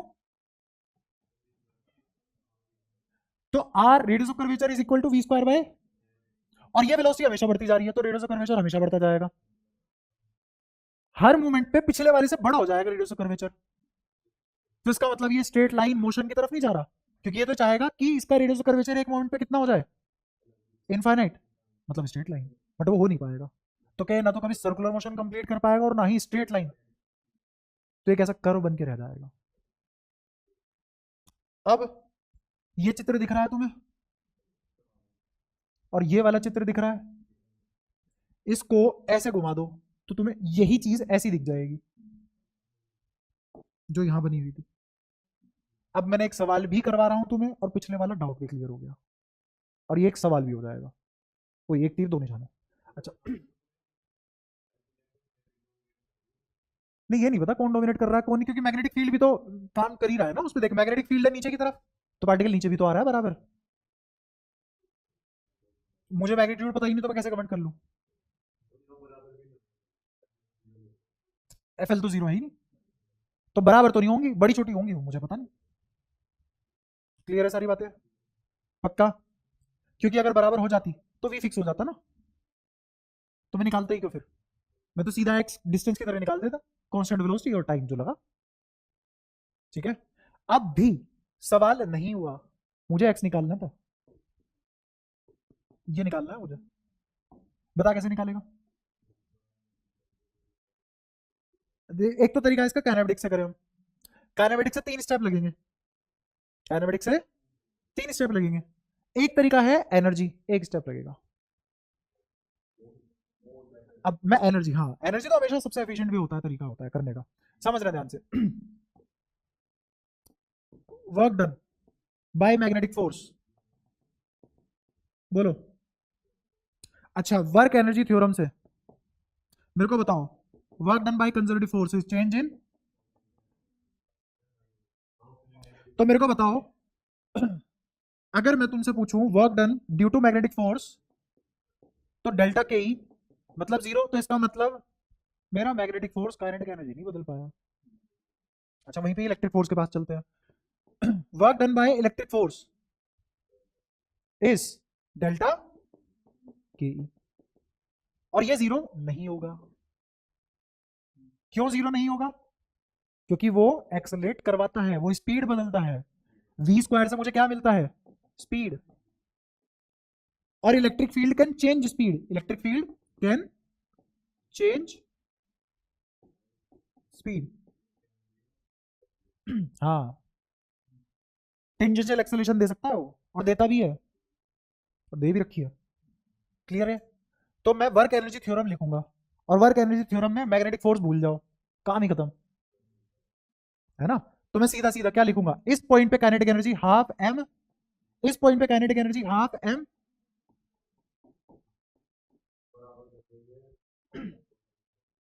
और बराबर नहीं work done by electrostatic force, work done by electrostatic force. तो work done by electrostatic force क्या होगा, माइनस क्यू ई, ये तो हो गया फोर्स, इनटू एक्स, और इलेक्ट्रिक फील्ड कितना की बना, ई नोट, ये क्या आया, work done by electrostatic force is equal to change in kinetic energy. तो काइनेटिक एनर्जी में क्या बदलाव आया, फाइनल माइनस, सवाल खत्म, एक लाइन का। क्या एक्स आ जाएगा यहां से, सब उधर फेंक दो, एक लाइन का सवाल था। और ऐसा नहीं है खराब सवाल है, बढ़िया सवाल है बहुत, ठीक है। बट अगर चीजें अच्छे से पढ़ी और रिलेट करना आता हो, 11th भी अच्छी है 12th भी अच्छी है, एक लाइन का हो जाता है सवाल। तो अब मैंने तुम्हें ये भी समझा दिया कि ऐसे कर्व क्यों लेता है इलेक्ट्रोमैग्नेटिक फोर्स में, ना तो स्ट्रेट लाइन करता ना सर्कुलर मोशन करता, है ना। और सवाल कैसे कैसे बन सकते हैं, और कहाँ कहाँ क्या क्या समझ होती है हमारी, ठीक है। अच्छा अरे यार, बहुत धीरे, हाँ बहुत बहुत धीरे चल रही, नहीं अभी मैं एक बहुत बढ़िया चीज शुरू करवाता, मजा आ जाता उसको पढ़ के तुम्हें। हाँ, अच्छा कल तुम स्कूल जा रहे हो क्या?